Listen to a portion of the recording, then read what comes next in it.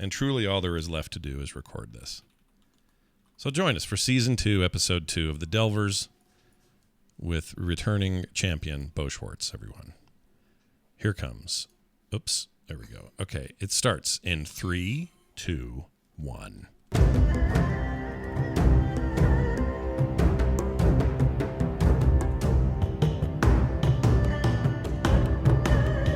Hey everybody, welcome back to There Will Be Dungeons, TWBD. It is May 1st, 2021. Welcome to a new month and a new episode of There Will Be Dungeons. It is Season 2, Episode 2 of The Delvers.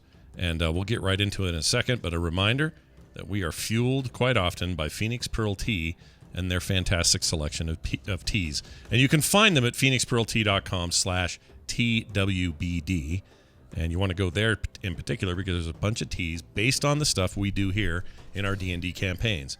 So don't wait. Head over there now and check them out. That's phoenixpearltea.com/TWBD.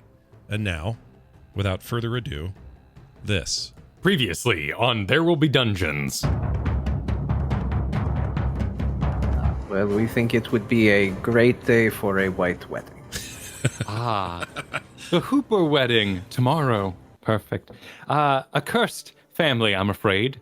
It seems that they believe that their estranged grandfather will haunt their upcoming nuptials.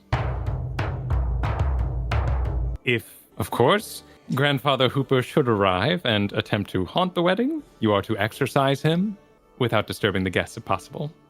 The Hoopers are celebrated wine folk, so should the events take place a little closer to the wedding as the evening goes on, well, don't worry about it too much. They'll likely be quite sauced by then. Is same money if no haunting happens, or if haunting happens is same money?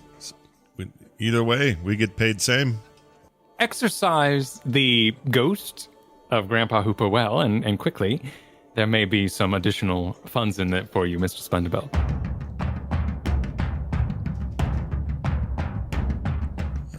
The star of last week's show, that drum. Now let's throw it back over to Kyle, who will take the keys, drive this car, and we will enjoy There Will Be Dungeons. Go ahead, Kyle. It's 1 o'clock in the afternoon. The Delvers have rested up after their previous busy day at the farm. But we move over to the Hopper Estate, a grand stone mansion with great buttresses outside, a curved lane that pulls around the front as carts are being unloaded, and foods and drinks are being taken from the back of these carts into the estate. Standing beyond the gate is a man wearing an audacious purple and blue robe with a sharp collar over the shoulders. He wears a skull over most of his head, except the lower jaw, where his pearly whites show, but he has little cracked teeth inside. A long black and silver beard hangs down. In the skull are several jewels embedded around the circlet of the head. He pulls from his pocket a pocket watch and clicks it open. There's no face on this pocket watch. It merely pulses in the direction of the Hooper mansion. He smiles, showing his teeth, and grabs the corner of his cape and flurls it as he turns around and heads back down the street towards the Atimer Dungeon Guild. Bo Schwartz is our guest today, and he will be playing... Bo Schwartz, would you like to introduce yourself? The Great Dofante. The Great Dofante. Thunder of Tap and Step Hall. Ooh. Any other titles? That's the title. That's a good title. Sweet.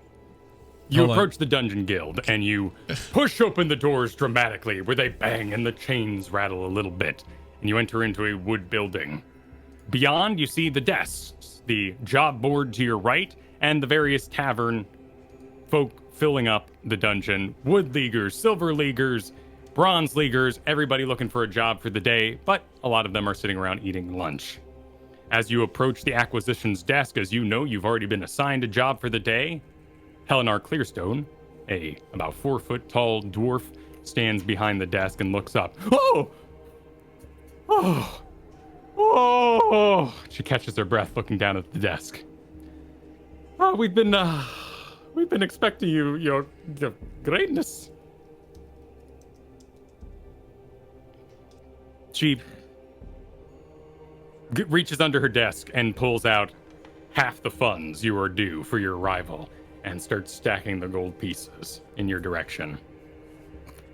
And I will look at them. Are they stacked individually, or are they in a sack? They're being stacked individually, and they're being laid out in rows of 10, and there's quite a few already showing up. Okay, I would like to pay careful attention to ensure I'm paid my just due and no mistakes by this seemingly incompetent bureaucrat. She stacks out 27 piles by the time it is done, which would be about half of your completion fee at the end of this quest. I believe you're missing some of what is due to me. Yes. Well, payment will be processed at the end of the mission, but we understand your services are rare, and if you desire payment in full before, I guess I can talk to Cassius. I let it aside, not wishing to further have to speak with the various persons in there, and I will respond, just point me where I need to go, and I will accept what is rendered here. Oh, very good. Well, you'll be heading to the Hopper estate for the Hopper Goodwin wedding today. The Dervers, the Bronze Leaguers, are already there. They'll be awaiting you. And may I ask, what are the titles associated with the Hopper family? Are they noble?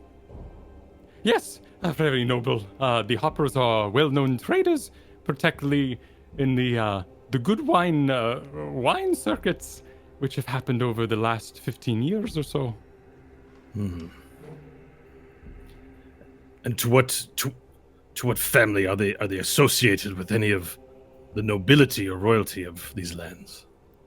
Nobility, no. There'll be many families there, of course, from the various halfling houses, the Applesparks, Green Eyes, Smoothfoots, but you shouldn't expect any royalty there today, Mr. Dauphin. And what is the charge again? Please remind me. What is my objective here? To exercise should he arrive, or really, Hopper, grandfather to the wedding family.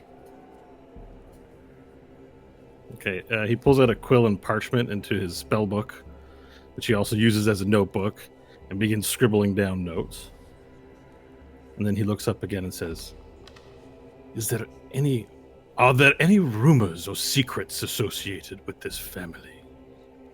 Well, every wedding's been a little odd since the death of Aurelie 15 years ago. Various cold spots, falling hampers. No, I interrupt. No. Are there any known arcanists? Or secrets or rumors about the family? Oh. Don't hold back. I tell you everything I know. However, our diviners did name this quest White Wedding at WIGHT, so we can expect that to be present. So through his skull, so he's wearing a skull on his face, but the holes are cut out so you can see his green eyes through it. And I roll them very dramatically, and I go, White Wedding. What a deplorable title for a play. Well, it's a quest, but the guild quest makers try to entice the workers of the guild with an interesting name. I sigh. Very well. What travel accommodations am I being afforded? I would prefer to have a carriage with tea and some repast. I've had quite a day and I'm famished. It's down the street, but I guess we could arrange Aegis's cart to take you the short couple blocks. Very good. And then Okay. I turn around and behind me I motion. Is there a door to this place, perhaps? Yes. The Okay, double so door you entered through. I turn around and motion, and I yell out. Sorry, I just have to get the name. Oh yeah, Connor, come hither and collect my payment. And then sauntering in the front door, an animated corpse starts to walk in,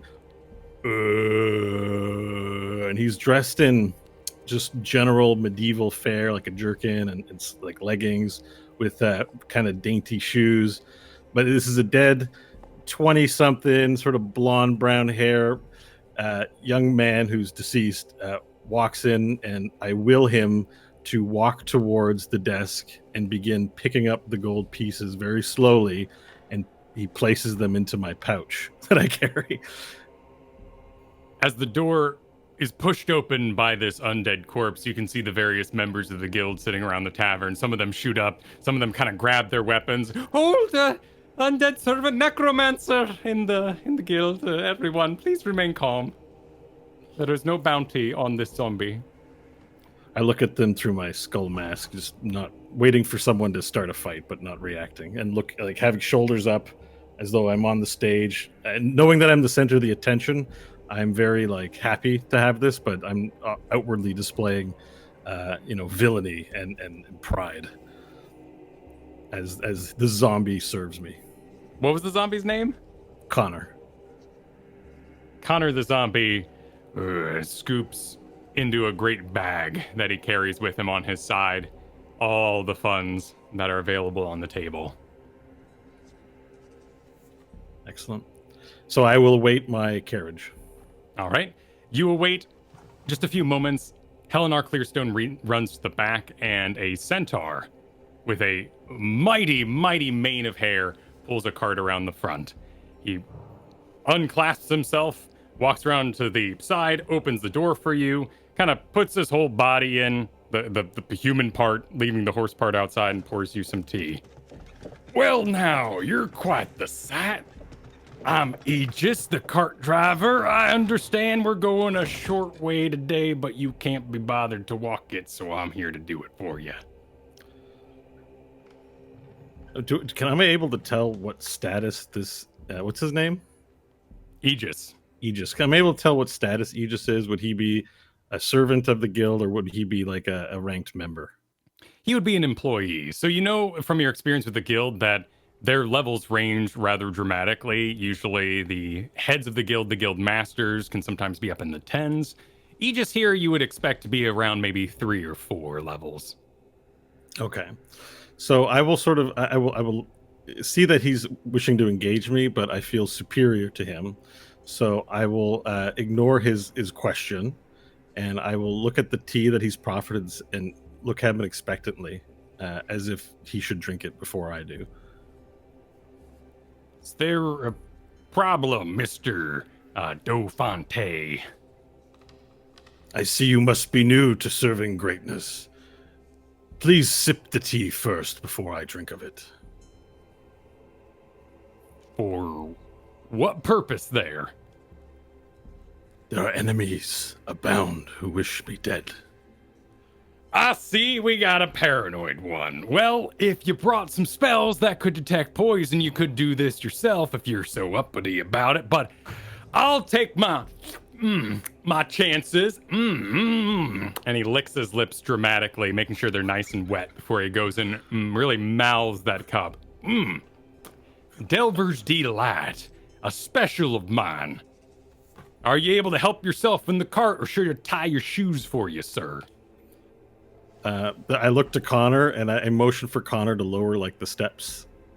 With my will, I will my servant Connor to lower the steps into the carriage, since clearly I'm not going to depend on this rather outspoken servant to assist me without further lip. And then I will also take the tea, and I will use my robe to wipe it, and then I will use a gust cantrip to blow some wind on it to also blow any germs off of it, because this is medieval times and this is how we think germs work. And the gust has a verbal. I say "Fudge ad erodet," and a little gust blows, a controlled gust of wind blows the germs off the teacup, and then I sip with a thumb out. and I say, "This is a bit cold, but I won't make an issue of it. I have pressing matters." And then I will embark into the carriage. Too kind, Shirley. All right. And he goes to the front, straps himself in and starts clop, clop, clop, heading down the street. And you ride a short 5 minutes to the Hopper estate, where you were at earlier this morning with an evil grin upon your face. And as you arrive, you see the various servants are bustling about. And looking at this mansion, it would seem completely normal and rather upscale, except for all the windows seem about 2 feet lower. And as you observe the population moving about, you see that they're all halflings. There is a bit of a confrontation going on in the front door, however, and you keep hearing the word "Jumbo, Jumbo" being yelled from there. Okay. The cart pulls up. Oh, yeah. He just unclasps himself, gets out, lowers the steps for you, opens the door. All right, you have yourself a wonderful adventure there, Mr. Dauphinté. I look to him and just nod, my mind on the task at hand, not really giving him much attention, essentially. But one thing that does occur to me is that Connor, I don't think, ever got in the carriage. So do you I just want to check the range on my spell in case that matters. We can say he got in if you want, but he could also be booking it down the street. I don't know if I'd want him in. That's the thing. I think I might normally just make him walk or have strapped him to the back. Like, he's got to stay outside. He's a zombie. He's kind of gross, right? Okay, he could sit on the back sort of ledge. Yeah. Okay, I don't think there is a range. I think I can't command it if he's near me. We'll just say we put him on the back. I made him grip the back of the carriage. Sounds good. Yeah. So Connor's here with me, and I behold the house. I hear the jumbo jumbo. Do I have any sense what that might be about, or? As you exit the cart, we jump to the side a little bit. The Delvers. You were instructed perhaps to bring your equipment, but wear some nice clothes today. Did any of you do that? Yes. I would. My guy thinks that everything he wears looks good, so he's not bothered. He'll wear his his chainmail and he's cleaned up nice, but he's not wearing anything fancy. All right. He looks fancy without having to try too hard. To himself. I'm not saying anyone else perceives him that way. Yeah. Ko has nice clothes considering his status, so he'd keep the studded armor off, but otherwise, he'd still be kitted out mostly the way he normally would be. Excellent. And Grinkeeper. Grinkeeper would be dressed for a wedding, and she would have the bag that Margaret made with her warhammer in it tied to her side. Do you have a sort of travel bag you brought with you of your various other armaments and magic items, or did you just arrive with the purse? How many shrubs are outside of this wedding? How many? You wouldn't know ahead of time how many shrubs there would be. However, you That's do a good know that point. this is along the edge of the forest. Okay, so knowing that it was along the edge of the forest, she would have dropped a bag of her stuff in the forest, just in case she needs to run out and get javelins and armor. But otherwise, she's sort of ready to go. So about 20 minutes ago, you arrived. This is an Atemer on the southwest sort of corner, leading back into the woods, the very woods that would be expanding out towards hours away, where the ruins where you fought the Gricks were so long ago. You walked to the edge of this grand gate that lines the estate and just sort of pushed your big old duffel over the edge, and it schlumped on the other side where you can recover it later. Okay, so Beau, Dauphin, you arrive, and you see a well-dressed young lady with how's your hair? Is it down or up? Because it matters. It's up. No one can recognize her when her hair is up. Okay. Sweet spell. So you see a human with her hair elegantly up, wearing a spectacular dress, all dressed for a wedding. you see a satyr who is dressed well, but is armed to the teeth. Otherwise, you can see the various daggers. I thought about it. He wouldn't be bringing his equipment, so the bag would be staying behind. He would have he'd have his daggers probably on a belt. Probably wouldn't have the sword with him. No arrows, no bow. So he probably would just have some daggers that he could conceal and keep fairly hidden. Okay, some lumps in his wraps are visible, but you're not sure what they are. Yeah, and it's a purple sash, a particular purple sash in which these daggers are concealed within. Very good, very good. And then you see a tall, near 7-foot half-orc who stands out quite a bit in all this fancy, wearing scale mail that seems to be made of actual snake scales, carrying with him on his back a massive snake staff, and around his neck is a giant clock-sized symbol of Paylor. As you exit the cart, move down the steps, head towards the entrance, you see a small halfling, all dressed in beautiful, luscious waiter attire, black collared shirt, button-down slacks, shiny shoes, but otherwise he has on a green vest with little leaves sort of printed along it, and he's going, "Jumbo, Jumbo, we got a Jumbo!" Okay, so was I aware that I'd be working with people, or am I, like, yeah. They did mention to you that you will be meeting the Delvers, a bronze level group. However, you were not given any description of your companions for this mission. Okay, but based on the fact that we're outside of this place, I can intuit that likely these might be them, or yeah. It might be a little confusing if it wasn't for the half-orc in clear cleric attire with magic weapons adorned all over his person. Okay, so I think the first thing that's going to grab my attention is there appears to be a beautiful and well-dressed lady before me. So I will approach this woman first and raise out my hand to take her hand and say, and I'll say, "Enchanté, mademoiselle." Nice to meet you. Who are you? Is the hand returned? She stands there with her arms crossed. It cramps 2 fingers up your nostrils. So the great Dofante sees that his hand has not been taken and makes a mental note of that and pulls back his hand and says, not one for manners, I see. We're gonna be fighting today. And I probably wasn't supposed to say that, was I? And she'll look at Ko and kind of. So I will react to this and realize that this may be the Delver group and that was spoken of, and we'll begin assessing them. I will look first to the giant orc and say, yes, a fine specimen of orc. And I will nod respectfully to the satyr before me. I will say half orc. He's only half. He's not full. Full orc is sometimes very, very stupid. Not so fine a specimen of orc, then. Still, very impressive. Your musculature is incredible.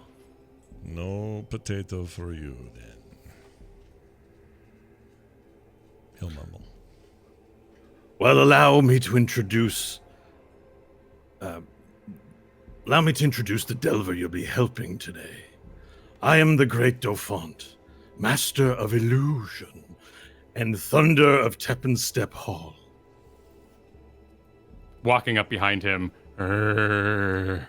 comes a blonde zombie. Yes, and this would be my personal assistant, Connor.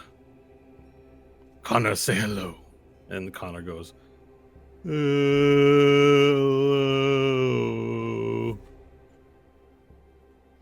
as he saunters behind me.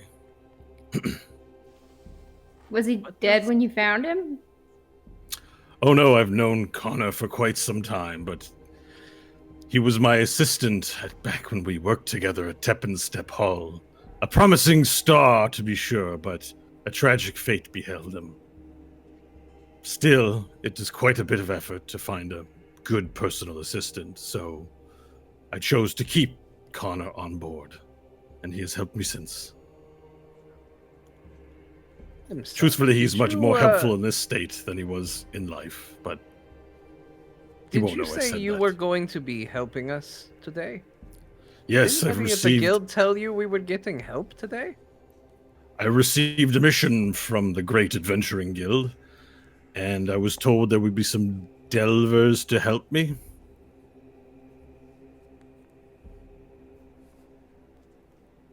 I mean, the more the merrier, right? It's a wedding after all. I don't think so. I would rather not split the pay 4 ways. We can handle this. Oh, that's a good point. Why is it they asked you to help? Why did they say, 3 is never enough, we need 4? Why? They offered me the contract, plain and simple. I asked very few questions. I don't have much time to waste, as I have started my adventuring career much later than most adventurers. I seek to rise to the ranks quickly, at a level that matches my skill. The halflings have been bustling about. The one that's been yelling Jumbo runs back through a door, and you hear a bunch of whispering, Jumbo! And walking out comes an elegant-looking halfling with great curls of blonde hair all about their head, going up in sort of this man bun-like that explodes on top. And she also wears the sort of waiter and the green vest with the shine shoes. And she walks towards you. I am captain of this wedding. You'll know me as Captain Autumn Dew. And I will be overseeing everything that happens today for the Hopper and Goodwin wedding. And we're going to have a good wedding today. Oh, Mr. Devon, thank goodness you've arrived. We specially requested you. I was told this particular quest would be well in line with my particular abilities. Yes. Oh, we expect Grandpa Hopper to show up, as well as your illusion skills will be quite valuable should things start to go wrong and hiding things from the guests. Delvers, we agreed to pay him separately from you all, so everyone will receive full funds today. The more the merrier, then. The more the merrier. Yes. While we're discussing funds and payment, should any... I'd like to get this discussion out of the way before we encounter any difficult situations. I am on a quest for power, and thus I claim dibs on any particular magical artifacts of power. You may avail yourselves of whatever weapons delvers of your sorts prefer, but any books or scrolls or magical items I will call claim to.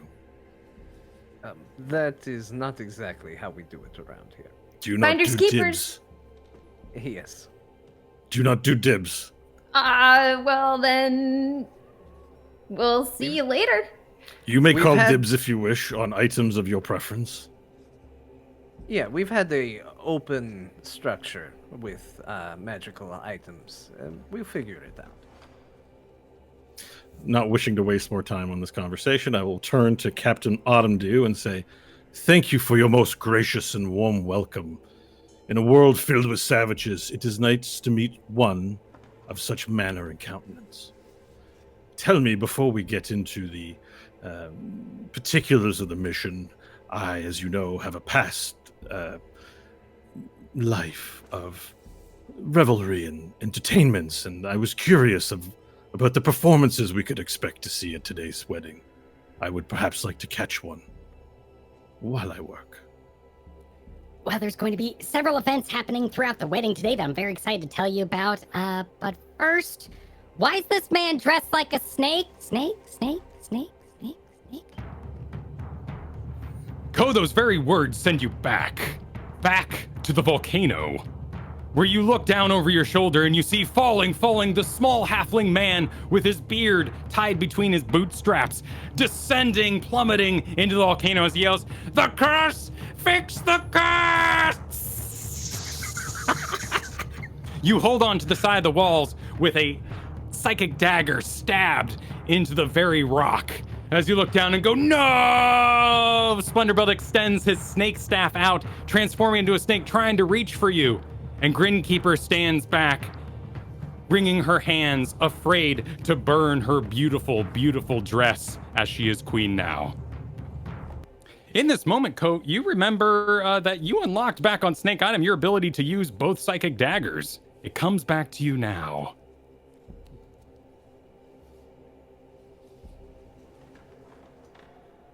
Ko will just kind of, during all of this, he's just kind of looking up and to the side as if just lost in thought, and just like playing out on his face, you just see like a little nod, like he's talking to himself almost, and a little smile, and then a frown, and then another smile, and then he looks down at his own hands like, okay. Autumn But Dew he is just doesn't say a talking word. through this whole thing. Yeah. We need to get this man properly dressed. Okay. Everyone into the main hall. Everyone into the main hall. Staff meeting, everybody. It is noon. We have 2 hours until the festivities start. You're all pushed and clamored, and some 12 halflings all come running in and start lining up in the main hall. There are 2 great staircases circling up, around, leading to the upstairs. And as I mentioned, everything here is about 2 feet lower than you're usually used to. The side tables, the windows, the steps are smaller. Everything here is made for halflings.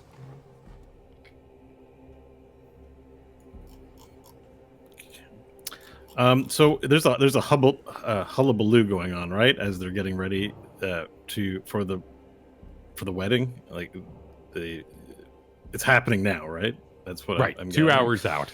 2 hours out. So they might not be paying it so much attention to us. I would like to sort of start this now. I just have to, so I also have a find familiar spell. And what I would like to do is have my familiar start reconning for secret passages, information, even though I might not speak to it for a little while. And this familiar of mine is a small little spider that hides out in my clothes named Hamlet.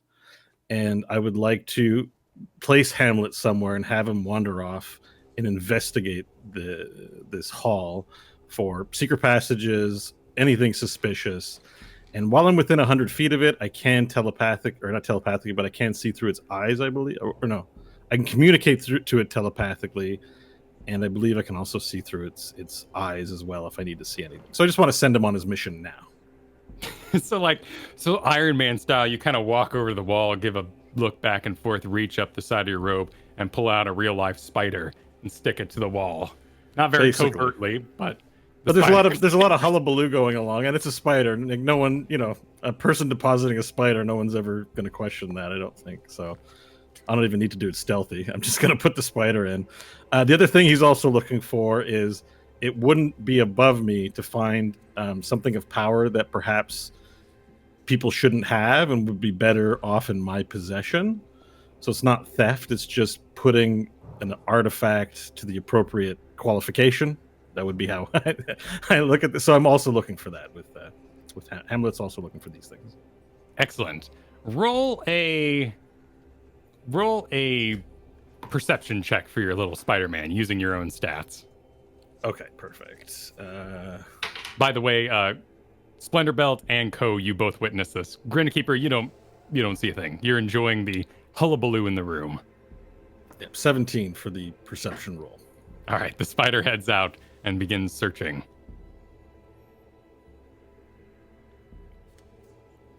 I'd turn to Ko and say, "What do you think this is with Miss?" And I'd be like just talking to him, or try to keep the conversation between them and say, "What is this spider? What is this? What do you think he is doing?" I don't know. Maybe he had a spider on him. Maybe he's a pacifist. Oh, I don't get that feeling. Okay, it's okay. He doesn't want to kill a insect. Doesn't want to kill any bugs. Yeah. Doesn't want to. We will have to keep an eye on him when the fighting starts. Make sure he is willing to do what needs to be done. He just wants to take all magic things he finds. He seems very. Let's not let him do this. Yeah. We'll keep an eye on him. Okay. So you all are lined up with your backs to one of the wall, all the various servants, and you count about 5 wait staff, 3 food staff, and a cook come out. And they all line up, and Captain Autumn Dew begins walking up and down in front of you. This is going to be a good wedding without a hitch. As you know, the Hoppers and Goodwines have had a long family feud, and we are going to bury the hatchet today with the marriage of Linwick and Fensna. This is going to go perfectly. We have here our grand esteemed guest, Dauphant, the great Dauphant, who will be attending the wedding, but also watching from the ground floor. The Delvers here, set by the guild.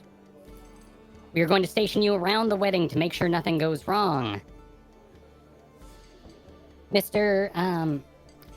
In the snake outfit. And she looks straight up at you, standing in front of you, Splendor Belt. Oh, at me. I was thinking.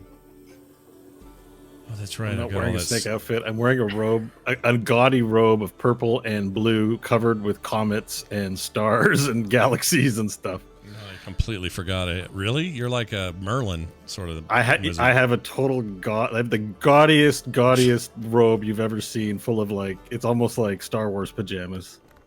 Okay, But cool, yeah. cool, like not pajamas. I mean, Cool. not cool, but actually not cool. I just mean it It's a doesn't great look. way to describe it. It's not fluffy. It doesn't look like pajamas. It looks like a robe, but it's got stars and it's just. I'm extravagant. I am an eyesore. Wow. All right. Well, now that I know he's referring to me, sorry. What was the question? She was just trying to get your attention, and Oh. it seems you were brought out of your daydream. Yeah, I will say. I'll look up and go. Why are you staring at me?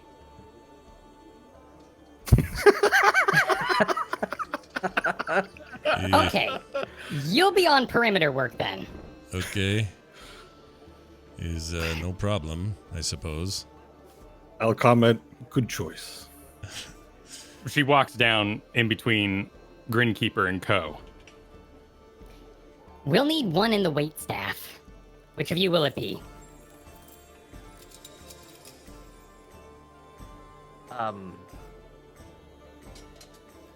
arm I- wrestle you for not doing it. I think I will let you win on that. I don't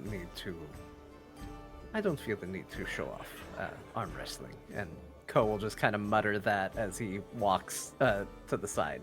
Grin keep bro mouth. Thank you.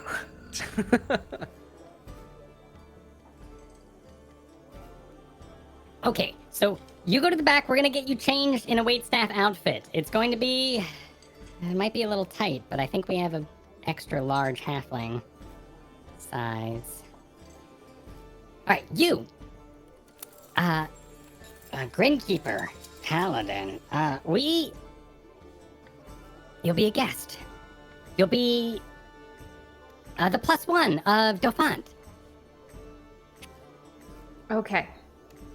Suddenly, I am not feeling bad about being the waitstaff.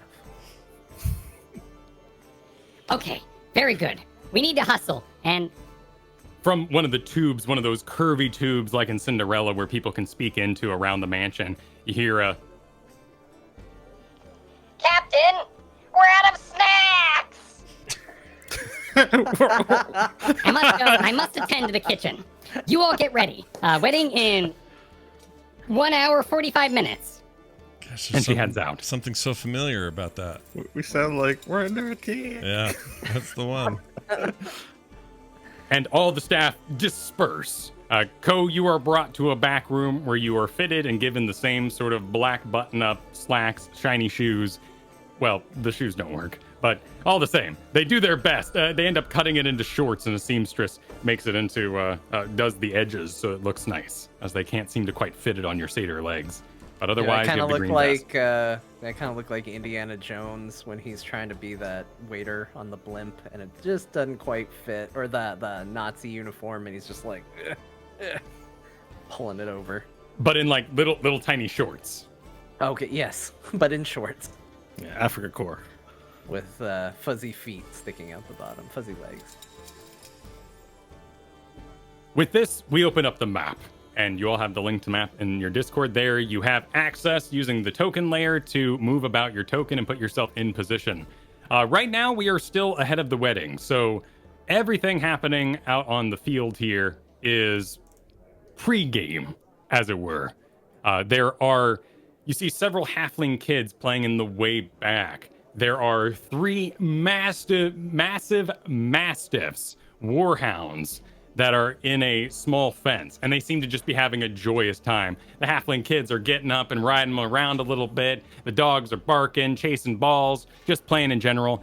You see off to your right side this huge ring of tables underneath tents, and the tents are cut off right at 6 feet at the entrance there. So big tents for halflings. The tables are all mostly normal sized. A couple of them are particularly small. You can assume this is the small kids tables there out by the mastiffs. There are several bleachers, wooden bleachers of the band getting set up, and several band members, all halflings, are showing up. Hey, how you doing? How you doing? And the dance floor is out in front of them. As those tables ring around, you see the buffet tables that will eventually be stocked from the kitchens ringing about those. In the center of this beautiful estate, in the field here, you see the chairs facing the procession area where the wedding's going to be held. And off to the left, you see a pagoda in the distance and a small lake with ducks swimming about it.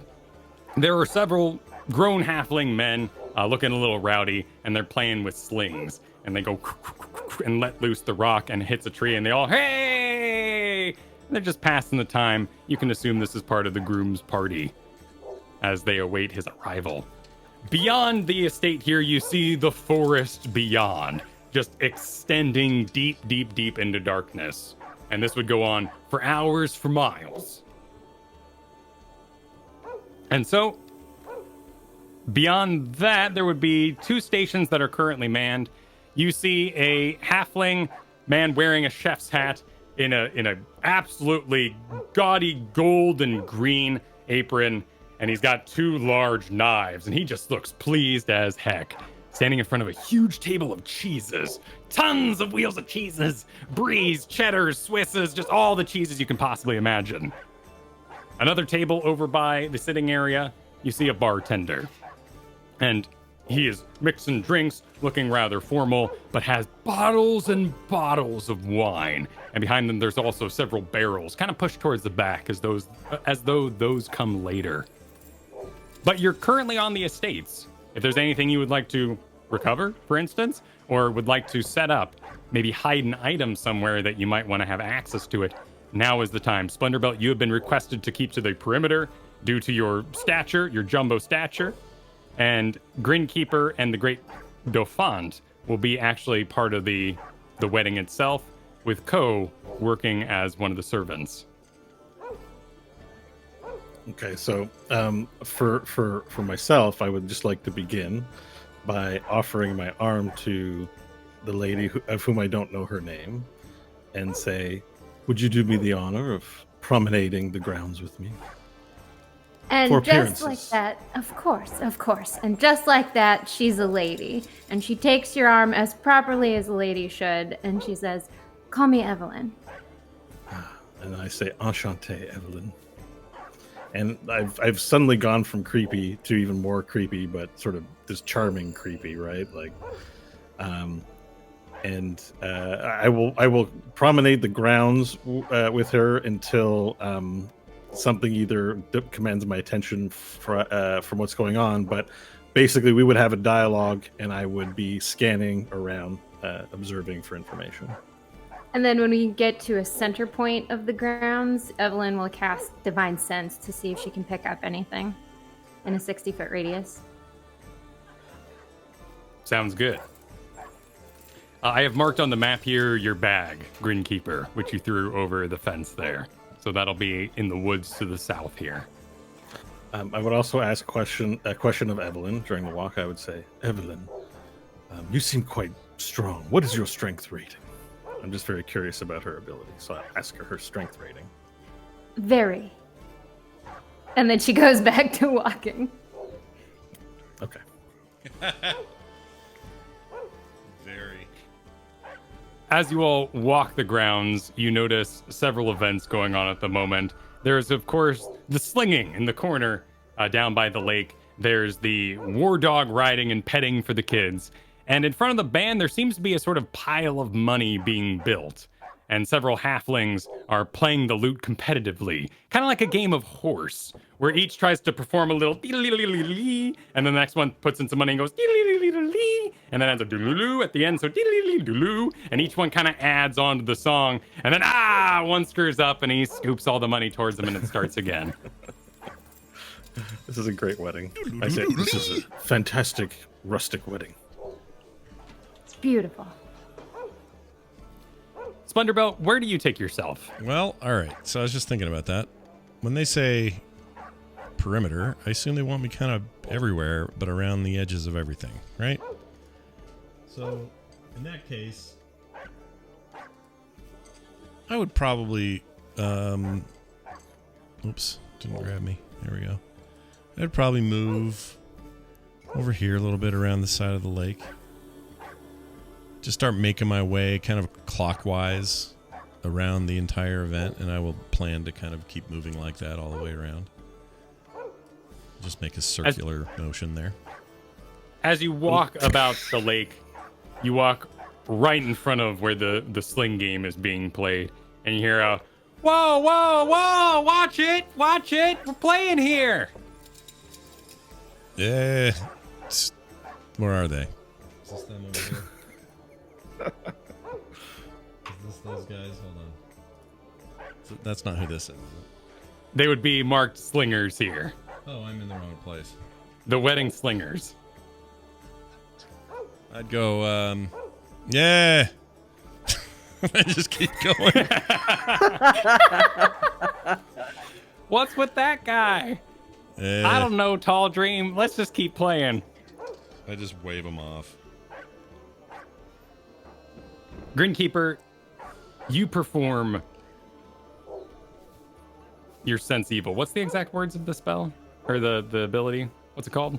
As a divine sense. As an action, you can detect good and evil. Until the end of your next turn, you can sense anything affected by the hollow spell or know the location of any celestial fiend, undead, within 60 feet that's not behind total cover. You are pinged with a couple of locations around you. First of all, you sense some amount of evil lurking in this small lake here. You're not sure, you can't quite pinpoint it. At the moment, there are just the slingers swinging their rocks over the top of it, hitting the trees beyond, and a couple of ducks swimming inside. You also make note of the cheese table. Perhaps one of the cheeses is evil.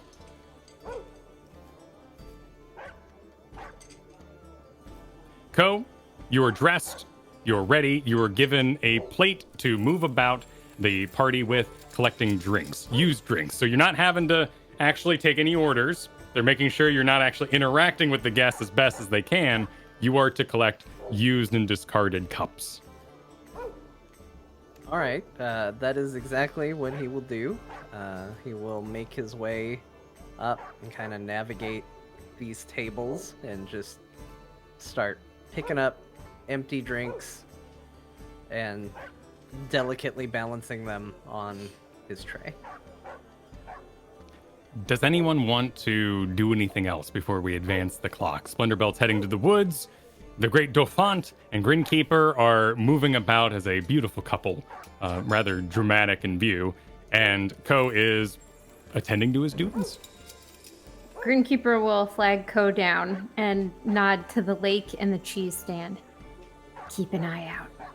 And if you see Splendorbelt, we'll let him know too. This is the information you receive. Okay. Ko would go over to the cheese table, being told that he should keep his eye on it. And he just kind of start to eyeball it as he goes by. Like very not even trying to be subtle about it. He just goes by, really giving the cheese table a big look. You walk right in front of the man, the halfling, holding his 2 knives. And you go, ha ha ha! A good day for a wedding, eh? Yes, it is a beautiful day. I am Cheese Master Sunwillow! And he gives a bow while holding both knives. Ah, Before the festivities begin, employees only, would you like some cheese? Cole look around. That sounds good to me. And laughs at his own joke. And he starts cutting up some cheese and flipping over the wheels and like an artisan, like he's crafting a fine public sub. He starts peeling off these layers of cheese and building you a little sampler on a plate and hands it to you. However, with your advanced passive perception, you see him flip over one of the wheels of cheese, and underneath you see what appears to be a face, a screaming face with a small mustache embedded in the cheese. As soon as Ko sees it, he's gonna jump and point. What? Did you see this? What is The this? many cheeses I have? Delightful, aren't they? I'm thinking more about the one with a face on it. Which? Ko will point at the cheese where he saw it. This one. And using his 2 knives, he flips over the cheese. Oh, that's a little distressing. It must be a decorative monster. Walked right into that one. I see. Well, I will not keep you. I would like to keep this brief. And then Brief? Oh God. Ko will give him another nod and start to walk away with his sampler. Good luck! Good luck! Happy wedding, everybody! Over the next hour, 30 minutes or so, the guests begin to arrive. More people start playing Loot, the loot game there in the back. More kids arrive, start riding the dogs. You hear their names being hollered out. There's Spring Shield, Green Paw, and Plump Artie, of which I, of course, have collected various pictures of dogs, which we can all enjoy.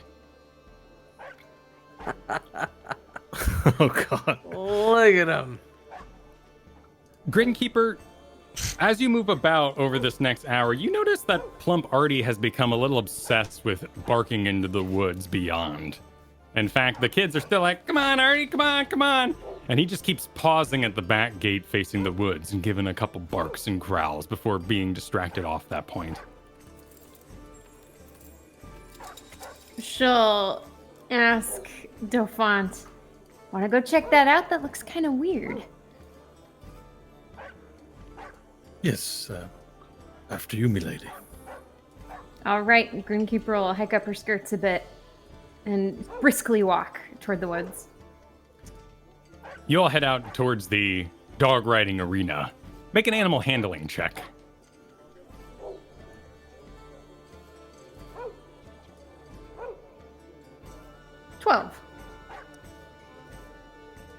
What'd you get, Dauphant? Oh, am I making one too? Yeah, join in this investigation. I will consider the animal with a 6. Neither of you can see or really note where this dog is barking at or what exactly has disturbed it. But this one dog in particular seems a bit odd. This is a mastiff with massive wrinkles all over its face. It's fat and fluff is kind of pooling around the halfling riding saddle that it's been adorned with. So, the dog, he's barking out into the woods? Yeah, the woods beyond. This would be out to the west. I must say, milady, that this dog is particularly agitated by something beyond in the woods.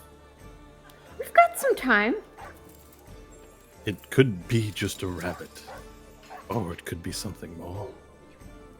Let's go see if it's something more. As a suggestion, we could stay here to continue enjoying the party, and I can send Connor out for reconnaissance, unless you wish to handle it personally. That's kind of creepy, but also a good idea. Or we can leave Connor here and investigate ourselves. No, you're right. We shouldn't get our clothes dirty. Connor, come here. And so Connor should be behind me, following you. You command Connor from afar, and he exits the mansion. And it seems he's also been dressed as a servant, though they placed a silk bag over his head with 2 eye slots. Awesome. I'm okay with this. He An also improvement wears to his silk clothing. gloves. This is excellent. He wears silk gloves to cover up his rotten hands, and as he passes you heading into the woods, you Does can he smell have that. rouge on his face? I mean, he's got like- the silk bag over his head with the eye cuts, but you can smell him. He has been dumped with perfume. Yeah, He is perfect. absolutely reeking of flowers. Connor, I've never seen you look so handsome. We should keep this look. Woods, he says as he walks by. Connor, I wish for you to go out and investigate the surrounding woods for the source of what this dog is barking at. As Connor approaches, all 3 dogs kind of run over to the corner and start barking at Connor. Is there a concern that these dogs might take him for a chew toy? There's a gate, and they seem to be respecting the gate. Beyond their excitement, they are extremely well behaved, and the children riding them are not thrown about by their sudden enjoyment of barking at Connor. Okay. Yeah. So I will command him to go out and to have an investigation, realizing that he is a zombie and has very limited senses. He will stumble upon something and cause a commotion. And if he does not, and their barking continues, I would perhaps have to go out there with Evelyn for more further magical means of detection for disturbances. As soon as Connor leaves the area, the dogs seem to calm down, except for Plump Artie, who continues his occasional barks in the direction of the woods. Evelyn, my dear, you seem to be somewhat of an accomplished, and I sort of gesture, not knowing what her class is or any information about her. Accomplished delver, or what is your class? As far as I know, it's paladin. Right. So paladins have some magics that they can call upon. Do we have any way to communicate with this dog and find out its quandary? No, not that I know. I have the ability to comprehend languages, but that is for reading. My ability... Does the orc or the satyr with us have these abilities? You know Splendorbelt, he talks to birds. Can he talk to a canine? Possibly, but I don't know. Perhaps we He should also ask rides him. horses really well, too. Maybe he does. Then let's ask your orc friend. What's his name? Splendorbelt? Splendorbelt. Let's ask the great Splendorbelt, the strong Splendorbelt, for his assistance. Splendorbelt, you've been left alone for about 45 minutes here. What have you gotten up to touring the grounds? Mostly just going around. I did notice back here a lot of barking and freaking out. Couldn't really tell what was going on, although let's say I've made another loop and I'm here and I wonder if He's a loop hero. It's like loop hero. I'd like to do is something else to sort of see maybe what he's barking off into the distance here, off to my left, or I guess the east or west. Yeah, make an animal handling check. Okay. So Splendorbelt appears behind you all. He seems to have been doing his loops. Yeah, dutifully. Here we go. That'd be a 17. You stick out a hand, and Plump Artie runs right over to you, and you just get to pet the heck out of this massive mastiff. He immediately calms in your hands. See, he's really good with animals. I don't know how he does it. Splendorbelt, can you speak with this creature? He only can speak to bird. You cannot speak to canines, No. but you can speak to birds. Yeah. Have you tried speaking to the canine? I can give it a shot. Perhaps you have this ability and don't know it yet. Do I know his name is Plump Arty? Has he got a name hanging around his neck or anything? No, you wouldn't have heard the various children yelling the names of the dogs as you made your rounds. All right, I will look straight in the dog's eyes and go, can you understand me? Just sits there and go. All right. Does that before getting back to it. All right, I will turn back to Delfonte and say, no, does not appear. Well, maybe he understands, but not saying words back to me means it doesn't matter. It's no good. Well, that is disappointing, but are you able to sense anything about his feeling? Do you think he's agitated at something beyond what a dog might normally be agitated by?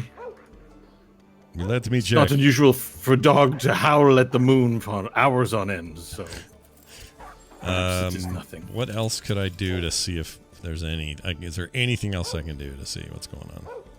Any of your skills or spells you can cast, but this is where I would leave it up to you. Okay. Let me just look and remind myself real quick here.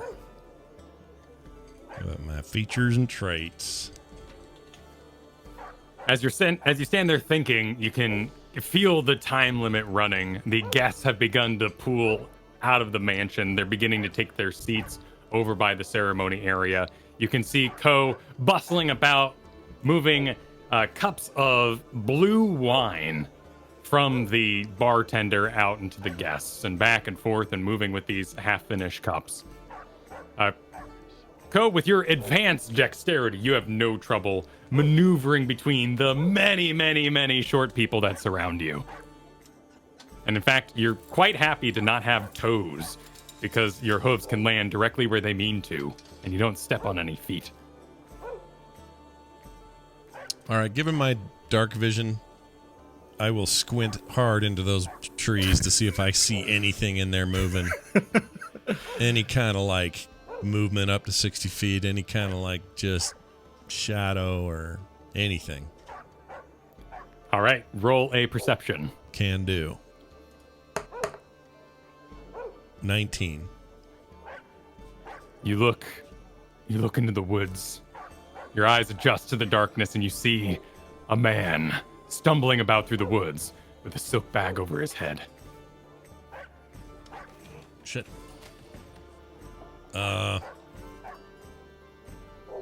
I would move a little closer, see if I can get a better look at that. Am I near this? Do I see Splendorbelt approaching that man? Yeah, you are on the edge of the forest as well. You're out by the dog ring, and you see Splendorbelt's eyes lock onto something as he starts kind of stalking into the woods.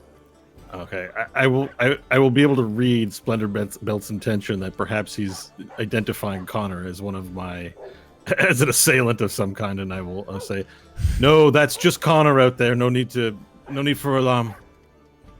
Connor, come back. I will summon Connor back. You hear a distant as Connor breaks twigs and starts snapping his way back through the woods. Now, Connor, have you seen anything out there? Grave. Oh, and like my eyebrows will go all crazy, and I will tug at Evelyn and say, "There's a grave out there. This could have dire meaning." And I would like to pull her along in my excitement, and I'm going to ritually cast, because understanding that the wedding's starting soon and feeling pressed for time, I will try to quickly as possible ritual cast Detect Magic while searching for the grave. All right. This is a 10-minute spell, yes, but you're sort of 10 minutes. hurrying it. Yeah, so I think I might have 10 minutes before the thing starts. If there's enough time, I would like to do it. If not, I will use the slot. But Okay, let's roll an arcane check. Maybe you can sort of hurry it along for a less advanced version of the ritual. 8 plus 7 is 15. Are you a candle man? What sort of rituals does the Great Dauphin cast? I got some candles if you need them. Splendorbelt offers you so- some candles. Yeah. I got a Right, for ton. detect magic, it's verbal and somatic only. So Okay, I'd have to make gestures, and I would be saying the following: Ut visus ad detitonem relatorum. As I cast it. Your magical senses, hurried in this way, echo out into the woods, and you sense a great deal of lingering necrotic energies coming from deep in the woods.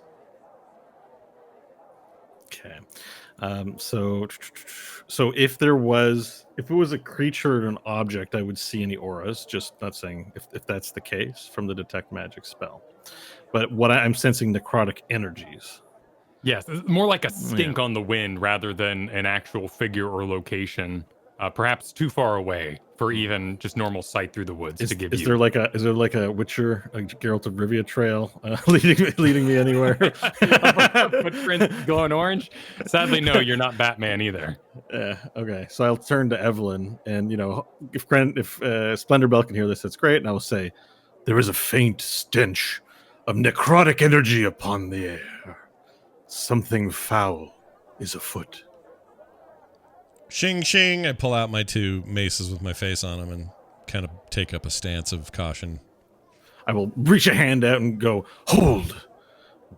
If necrotic energy is involved, what we fight may not succumb to the mere metal. We best not threaten it till it proves to be a threat. What would you have me do? I would have you And this is Captain Autumn Dew appears behind you. put away your damn weapons. What? The ceremony's about to start. Splendorbelt, into the woods where no one can see you. If you're going to be in full armor with weapons, you will wait in the woods. And I'm nodding in agreement at this. Like I have my hands on my hip.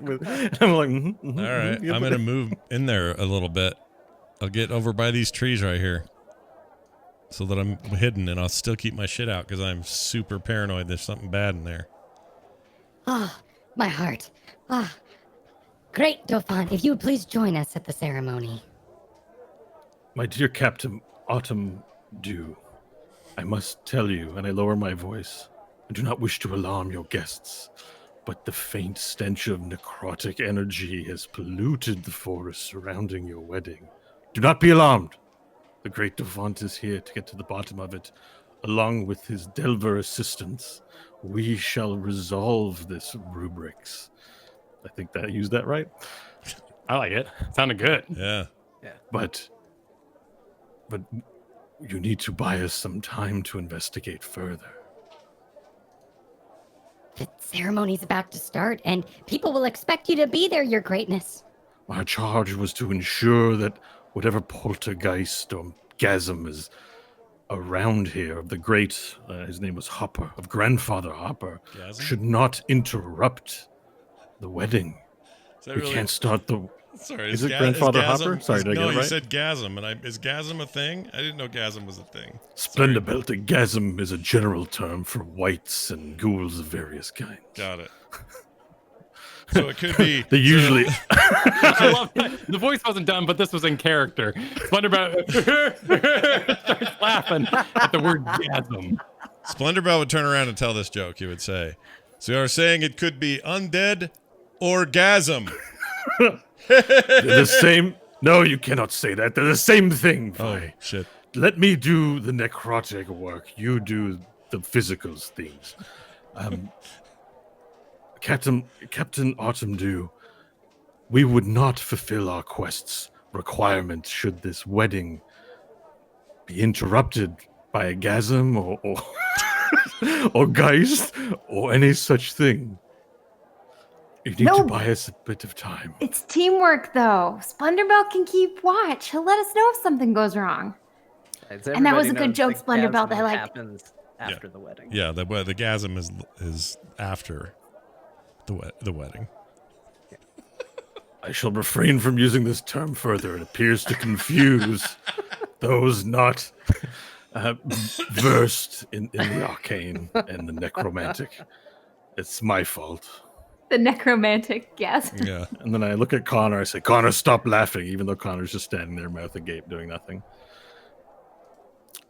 Can you do this for me, Captain Autumn 2? I simply do not wish for there to be a scene. It will be a scene if you're not present in the audience. I'm so sorry. Hopefully, Splendorbelt here can keep an eye on the woods during the ceremony proper. Dauphin, it'll be okay. Just trust us. All We've right. taken care of lots of things before. It'll be great. I simply don't want to ruin the special day for a fine young man. Is it a young man and young woman? I don't want to. The parties are... Yes, it is the groom, Limwick Hopper, and the bride, Fresna Goodwin. I simply do not wish to ruin the great wedding day of a young man and young woman beginning their life anew.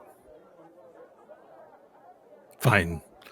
Let us go, Evelyn, and be a part of the ceremony. Splendorbelt. I stay here to watch for necromantic whatever. Gasm or otherwise. I'm good. Connor here will assist you. And I command Connor to go, Stinky Connor, to go stand near Splendorbelt. Okay. You should use him as a shield if you must. He can take hits. Oh, trust me, no problem pushing him in way of fire. It's fine. Yes, that is what a personal assistant does.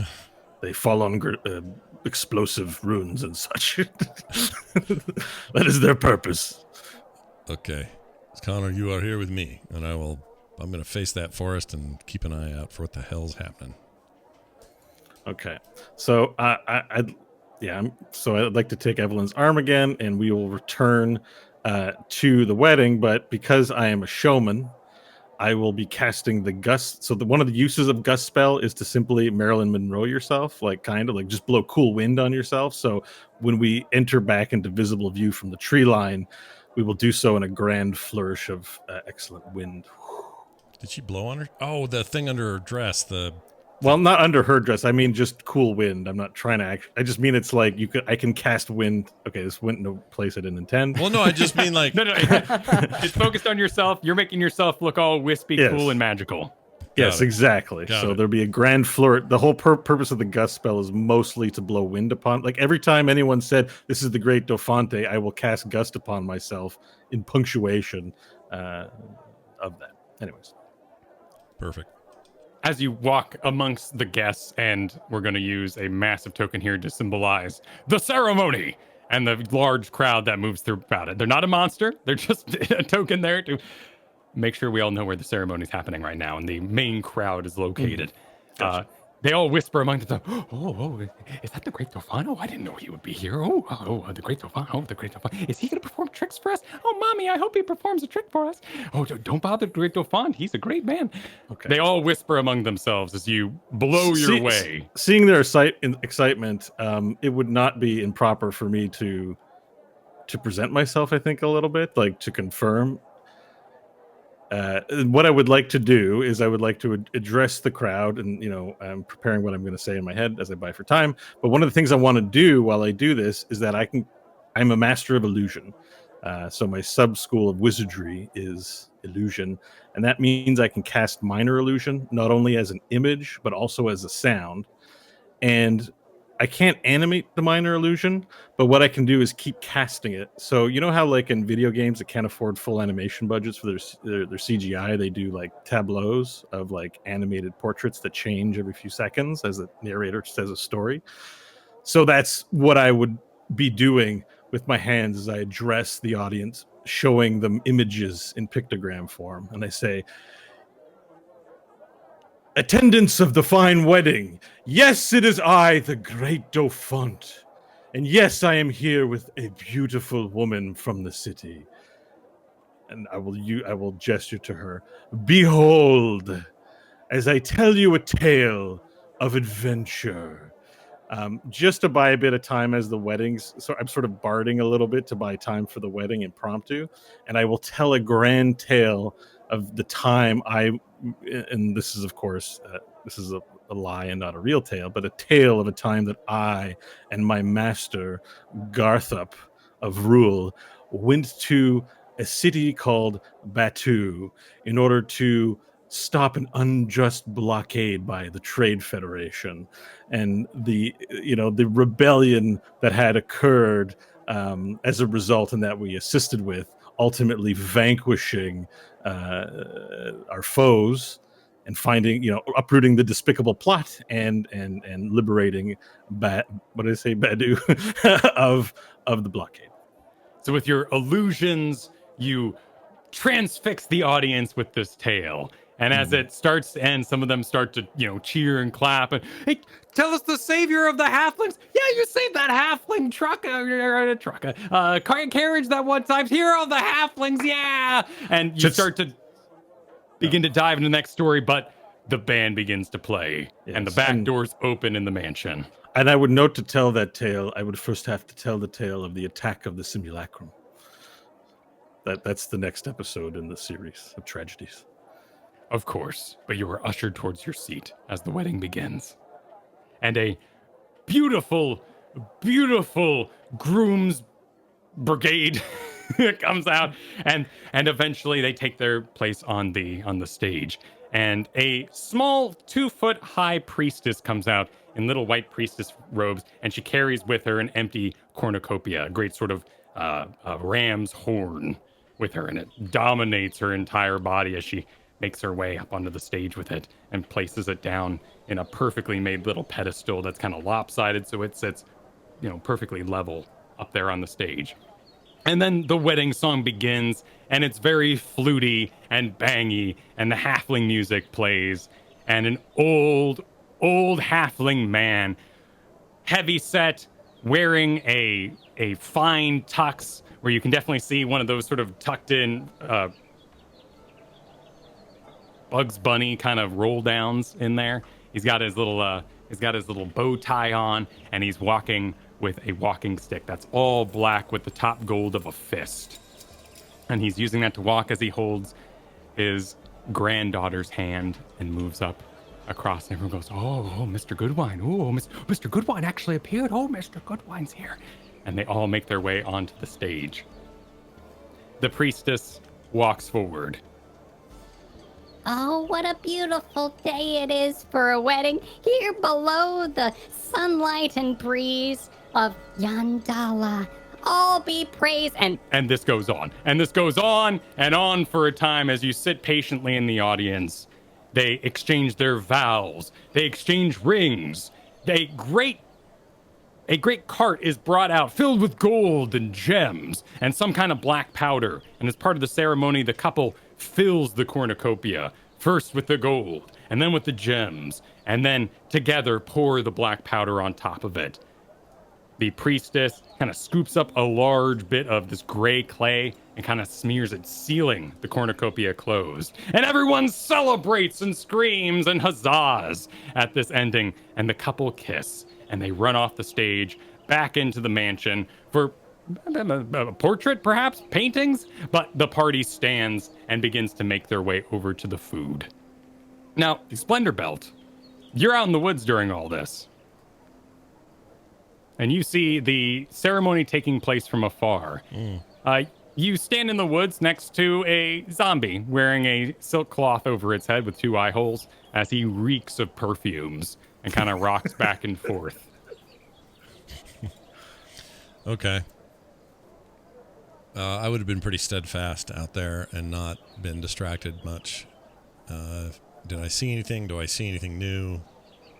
Do I still feel like I should be alert? I guess it depends on what I see. You stand there, using your passive perception, kind of scanning the area as an occasional and gaseous little escapes from the zombie. Ugh. And you see a pair of red eyes floating through the woods, making its way south. Ugh. Okay. Do I, south? So it's in the woods, out to the west of the wedding proper, and it's kind of weaving amongst the trees.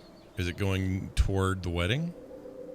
It's going down south, almost towards the pagoda and lake. Okay.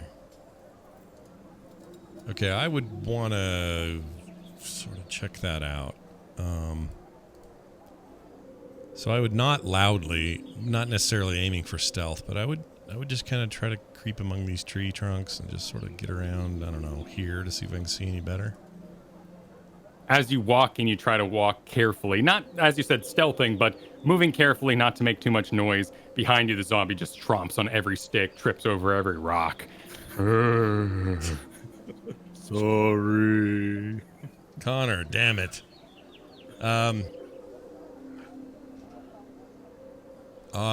Connor, you do favor for me? Walk up close to Red Eyes and see if you can tell what this is. So I'm going to basically send him out like a guinea pig. Okay, and because he was given like proxy command, so to speak, by my will, or the will of Defonte, Yeah. Dauphin, he will do as you ask. Okay. And he moans as he does it. Okay. So what'd you command him to do? Go and mess with this, or just go walk over where these eyes are, or where the eyes are floating. I want to see if I can see what happens if he gets too close. You see Connor head out down into the woods in front of you. Your dark vision keeps an eye on everything, even though it's getting now to be. Well, let's see the wedding schedule. We have completed the cornucopia filling, and the final blessings are taking place on stage right now. It's about 6:30, so light's starting to fade a little bit as we get into the evening, and Connor heads out. You can see him moving through the woods with your dark vision, and those red eyes get a little lost as they bend the corner, heading back east, still in the woods. Okay, I would follow along behind at a distance, just to sort of keep my eye on this process. Meanwhile, at the ceremony, everyone is still seated. The bride and groom have run off, and the priestess is standing on stage doing a blessing for the entire congregation. Now, with your experience with halflings, Dauphin, you know that this wedding usually ends in an explosion, a great bit of small fireworks that let loose some doves. And you know this moment is coming up. And so she continues, And in the beauty of this beautiful day, oh, the blessings upon us and the blessings to you, to the good wines, to the hoppers, united at once. and she throws her arms in the air, and little sparklers go off behind her, but there's no doves. Would we all be expecting doves? And is this a problem? Seconds are ticking by, and everyone starts to kind of look at each other. And the crowd grows nervous. Evelyn will lean over. What's going on? To me or to... To you. Nat? Oh, to me. Everyone looks pretty nervous. I'll respond back. I think they're expecting doves, but none have appeared. Sabotage. So everyone's waiting for the doves, but there's no doves, and is there audible gasp at this?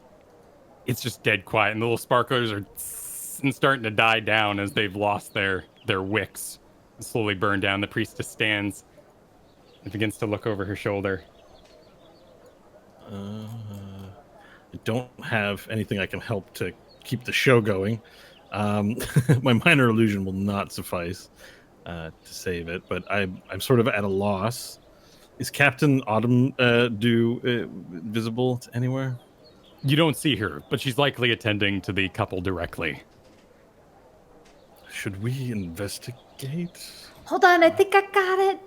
There's supposed to be an animal, right? Any animal? Does it have to be doves? No, I suppose not. Okay, cool. And then Evelyn will cast her steed spell and summon an elk behind the stage that rears up on its hind legs and then dashes off into the woods. Okay, hang on 1 second. Is that a instant cast? Or is it a ritual? It is instantaneous. Okay. Although it says casting time 10 minutes, duration instantaneous. Oh, so you do have to kind of sit there and summon said beast. Now, She's going to start doing it anyway. Oh, okay. No. Instead, she'll throw the goat. Yes! Okay. Wait, Yes. what? The Time for the goat. They got the goat out. You have a goat? Yes. Yes, a once a month goat. So she'll try to stealthily roll the goat under the chair legs so that it appears by the stage. Roll the Okay. Roll the goat. Let's do a athletics as you send that thing bowling down the hill towards the Wait. stage. In order for 15. showmanship, hang on. As we're doing this, just because it's all happening so fast, I could make you invisible so that you go and deliver the goat without it being noticed, and then you come back and sit down. So if I have an instinctual read on what she's trying to do, I will quickly whisper, "I'll make you invisible, and you do the trick." And I will cast invisibility upon her by uttering the words. Hang on, where is it? Dalconi Aladasal. And I'll just touch her, and she will turn invisible for 1 minute. All right, you were invisible. minute.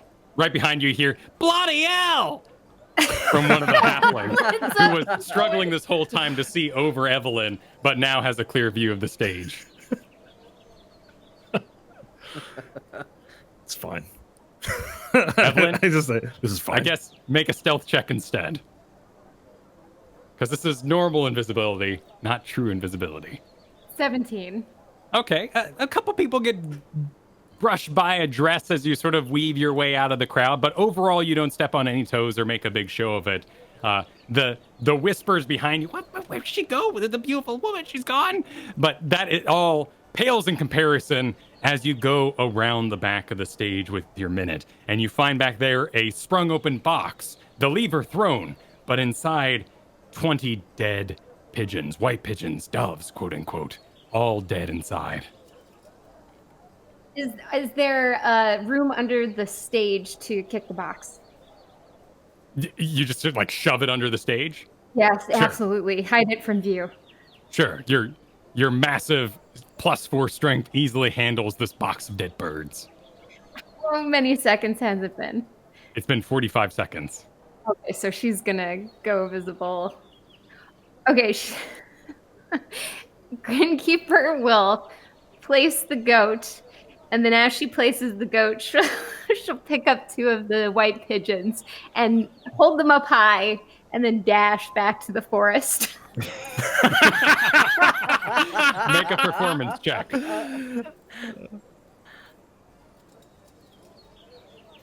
Perfect. 19. 19. All right. Everyone's, where'd she go? Turning invisible at a halfling wedding's a bad omen. And they're all just whispering amongst each other when suddenly these 2 birds, these beautiful white birds, limp but climb into the air, flapping up and down a little dramatically like Halloween bats. But hey, everyone's buying it. And then they run, they fly, just 2 doves back into the woods. And Dauphin, you think you saw a woman carrying them in a dress in the last couple seconds as they enter the woods, but nobody cares because suddenly a large 13-foot tall white goat appears on stage and goes, "Boo!" And when that happens, to encourage the audience to clap, I will turn around and clap to signal for them to be clapping and cheering. All right. And the priestess, praise. Praise your Yandala. And that's where we'll take our break. Nice. Very nice timing. All right, we're going to take a Sweet break. teamwork, Evelyn. That's right. Don't leave too far because in 9 minutes and 54 seconds, we'll be back.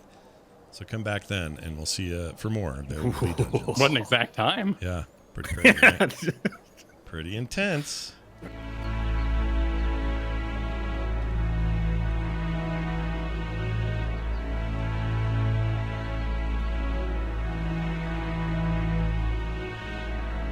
Pause. And restart the second file. There we go. All right, we're back for more There Will Be Dungeons with part 2 of today's adventure. Kyle, take it away. The halfling party has begun. Everybody's celebrating. Let the celebration enter. The procession has moved over to the tables. All the halflings begin drinking and eating. It's a rather raucous affair. There's really no lines. Everybody's cutting in front of each other. And Ko, you are extremely busy managing all the cups and plates that are being passed and forth to you. Spiced steelhead has been provided at the tables. Cheese-breaded catfish, frogs on a stick, potato and rabbit stew. It is quite the event. And you can see in the background that the cornucopia has been loaded up onto some sort of stick and pointed towards the backwoods. As this party begins to take hold, small fireworks are being set off. The children are all enjoying the dog rides, having a wonderful time. Dauphant and Grinkeeper make their way over the party. But Splendorbelt, out in the woods, Connor has returned, unable to find the eyes. And looking around, you see that the red eyes have slowly floated out of the woods in the south, and are making their way towards the lake. Oh boy. Okay. I would kind of rush past Slow Connor and get within a range like this. And without yelling too loud, I'd say, eyeballs, halt! The eyeballs do not listen to your command, but slowly hover over one of the ducks and then descend down and fly into their eyes. And the duck goes, and its eyes open, bright red. And it bends down like it's going to get a snack from under the water, and instead pulls up a knife. The duck does? The duck does. And it's in its bill, I assume? Yes. All right. I won't overreact to that. I'll get up to the edge of the lake, though. Sort of here, just keeping a real tight look on that thing. Mr. Duck, you bring knife on this side of lake, please. The duck doesn't respond to your commands, and you see Mr. Goodwin, the old halfling, making his way out of the ceremony area very slowly. The party has been going on for some time, but he's just starting to move out of that area. And as the duck kind of lines up on him, it begins to flap its wings. Oh, boy.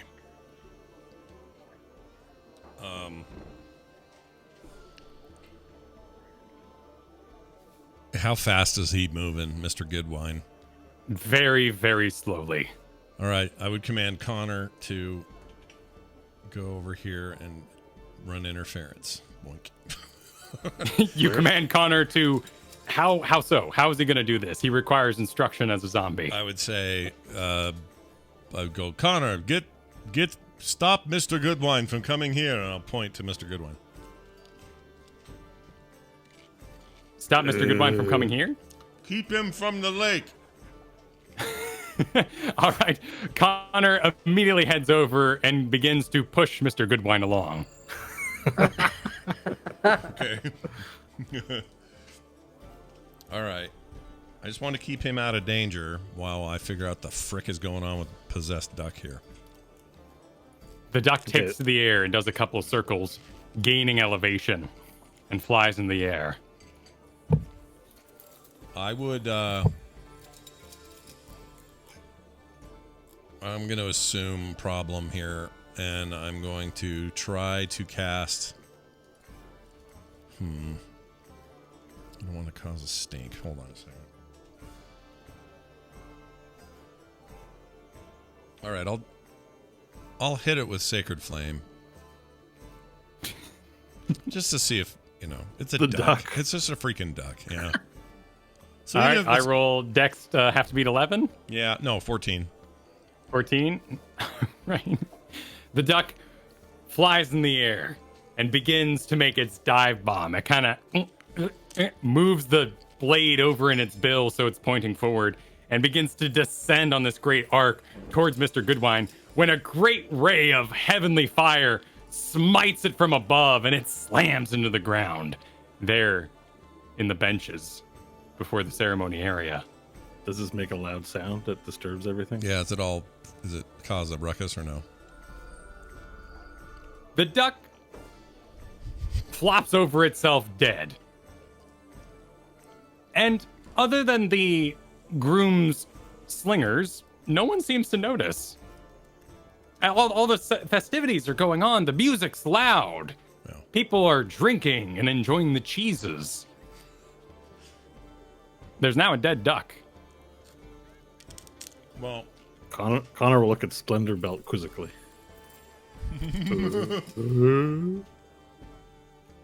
where's the duck now? The duck would be located here, in the first row of seats All in right. front of the stage. I would make my way around here very quickly, as fast as I could get over here, and grab that duck and jam it in a pocket or something, or one of my bags. And then where do you go? Kind of away from the party, but over here where Grinkeeper and Delafante are. Harry Belafonte. I'm going to put him right here and take that duck with me. Where's Ko? Oh, he's way over there.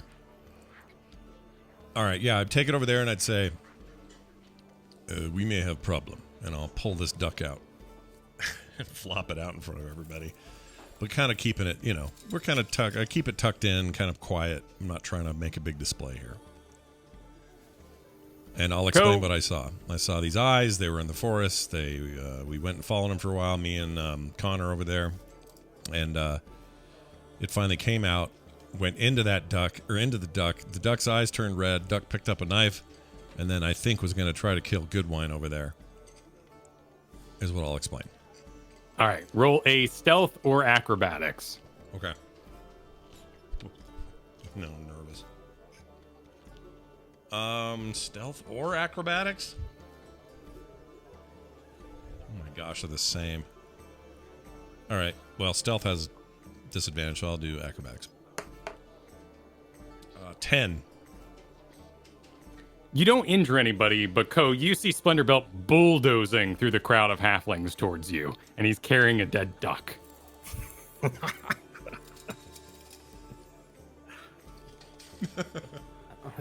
Okay. I'm still over, doing so. I'm noticing this from across the way, right? Like he's not coming to me. No, he's moving straight towards you. Splendor Belt is making his way around the building and coming right at you as you were sort of attending the drinks table there around the bartender. Oh, I thought he was doing that to Greenkeeper and Defonte. I was, but I'm coming toward you. With a dead duck. With a dead duck. I'm not like holding it aloft going, hey, look, a dead duck. It's not like that. But I've got a dead duck in my hand. All right, I'd start approaching him to kind of head him off before he gets too far into the gathering. He approaches you and tells you about the happening with the dead duck. You killed the duck. Yeah, yes. The duck had knife. It was swooping down to kill somebody, I think. So I took it from Sky with power of Paylor, and it felt good. That felt good. Jesus. Can I just ask you, is there at all even the slightest possibility that maybe this duck just happened to pick up a knife and was flying around? No. So, and then I'll explain the eyes in the forest eyes floating by the lake, popping into the duck under its eyes, and then it turning red, and then it dipping down, getting a knife, and flying out. I'll explain all that. Okay, I swear on future potato farm, this duck got knife, flew in air, was going to assassinate man. Okay, fine. We have seen maybe weirder things than that. But why don't you, rather than walk around the party with a dead duck, why don't you find some place to put it? Okay, I keep it in bag for now. We can't let this... We need to have it looked at. Like perhaps our new wizard friend, he can do it. But it is, it's a dark duck going on here. So I'll put the duck in my saddle bag or whatever bag I have, my backpack thing. What do you call it? My inventory. I put them in my inventory. Butterfield takes off his adventuring pack, and all the various items and candles jangle about as he throws the duck inside. That's right. Meanwhile, What is this? I do not require speed, Mr. Assistant. Mr. Goodwin is being pushed and hauled by Zombie Connor, who is attempting to still move him out of the way. Oh. Connor, you can call it off. He's okay now. Just walk away. Go see your master. Go stink up the other half of the party. Connor agrees and goes out to seek the great Dauphant, who has joined the party. Grinkeeper, you made it back to your companion for the evening, and you two join the dinner and are enjoying the lovely, lovely drinks and foods that are there being supplied. Right now, the main drink is River Gut, a halfling whiskey. And everybody is being quite untame about it. They are enjoying themselves. That alongside the Blue Eyes, which is that blue grape wine that Ko has been moving about the party. I would like to compliment Evelyn and say, you have a bit of showman in you. You did a fine thing with the goat. Well done. Thank you, and thanks for the invisibility spell. That was great. Did the birds look okay? They were all dead. Most of the patrons here are drunk. You'd be surprised at how little it can take to please a crowd sometimes. Perfectionism is elusive. You did great. Thank you. Think they're killing birds? Whatever this thing is? The duck? Did you see that duck?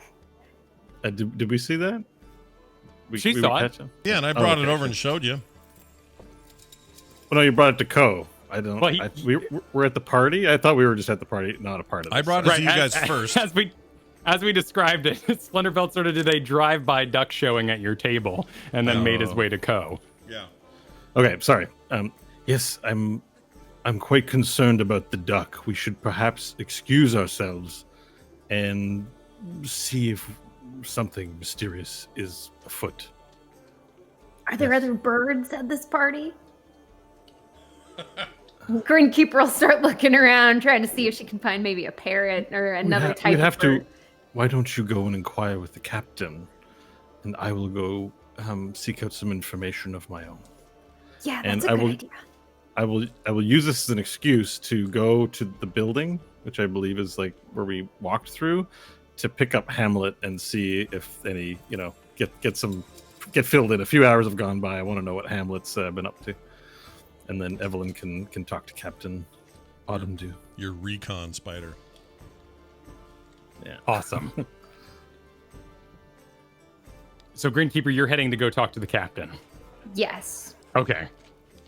So, Ko, you shoo off Splendorbelt back to his perch, his location on the edge of the party, and Splendorbelt goes. And as you go about serving drinks, you start to notice that they're leading from where Splendorbelt stuffed the duck into his bag along the top of the tents. You see footprints, wide halfling footprints in sort of like a black cake of sludge, walking along the top of the tent. There's no give, though. There's nothing pushing them down, just black footprints, leaving inky marks, heading back towards the woods. I would begin following them. Still trying to maintain the ruse of, picking up drinks, but definitely would be focused more on that, probably missing some as he goes, and keeping his eyes on that and staying close behind. Greenkeeper, you go to the captain. She's busy with many of the servants that are working today. Captain, pardon me. Are there any other types of birds at this party? I hope not. We're about to launch the cornucopia. What does that mean? And you see in the background, the priestess is, and a fuse begins burning up into that clay on the cornucopia, and it flies into the air over the forest and explodes. And all the gems and gold pieces that were stuffed inside begin raining down into the woods. And all the children who are riding the dogs and many of the guests go, hooray, and go running into the woods beyond to look for gold pieces and gems. Well, that wasn't a good idea. I'll see you later. And Grinkeeper will take off into the woods after the other patrons, where most of them have gone, and just keeping her eyes open. Did Connor go with Splendorbell? No, Connor's with me. He got with him, sent yeah. back to me, so I imagine okay. Connor's he's tailing me. Splendorbell, with your duck in your bag, you head back to the woods for another rather boring extent of watch here. But you look up in the air and you see above you, and gold and gems begin to rain down on top of you. Whoa. I won't know what to make of that. Gems are like shiny potatoes. No, I'll know what gems are, but I won't. It'll be a little shocking. Like, when does this ever happen? That never rains. So I will assume, once again, something dark and shitty's going on, and I'll pull out my 2 maces. Shing shing, and I will stand there in a scrouched, angry position, ready to defend myself against whatever's raining down jewels and gold. Gold's falling on his head. Yep. You take position behind a tree, and you hear footsteps, many footsteps coming your way. Oh, shit. Oh, like from the party? From the direction of the party, yes. Okay.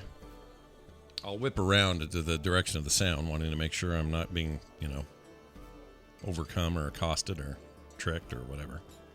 You jump around the corner of the tree holding your 2 maces, and you see a halfling woman who has upped her dress so that she's made a sort of pocket, and she's collecting gems and gold off the ground. She goes, "Oh!"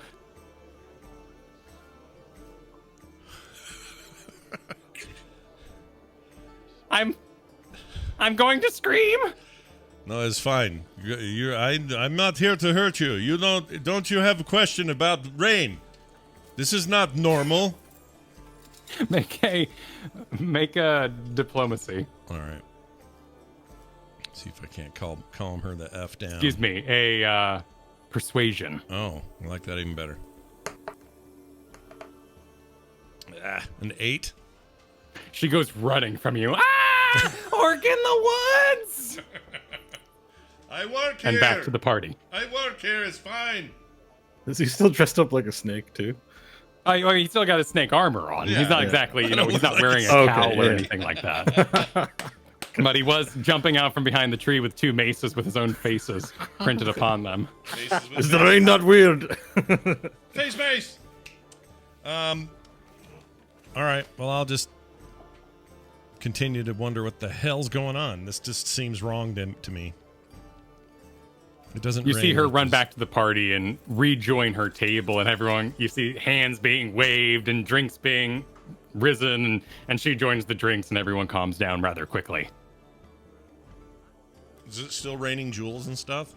Oh yeah. These small gems and gold pieces are raining down, and as you look around you through the woods, more and more halflings have begun to travel into the woods, all kind of all giggling to themselves and picking up gold and gems as they go. I will find the nearest one and go, "Excuse me, is this part of party?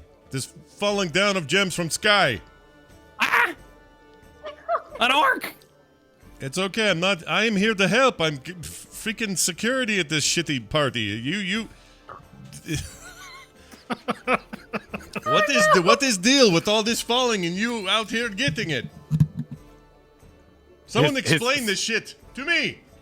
His horrified eyes search around you, looking at your maces from one mace to the other back to your face, but that triangle of look goes about 4 times until it finally settles on your bronze badge. He goes, guild security. Oh yeah, this is pretty normal. This is a festival, a wedding of Yandala. Everyone launches the cornucopia.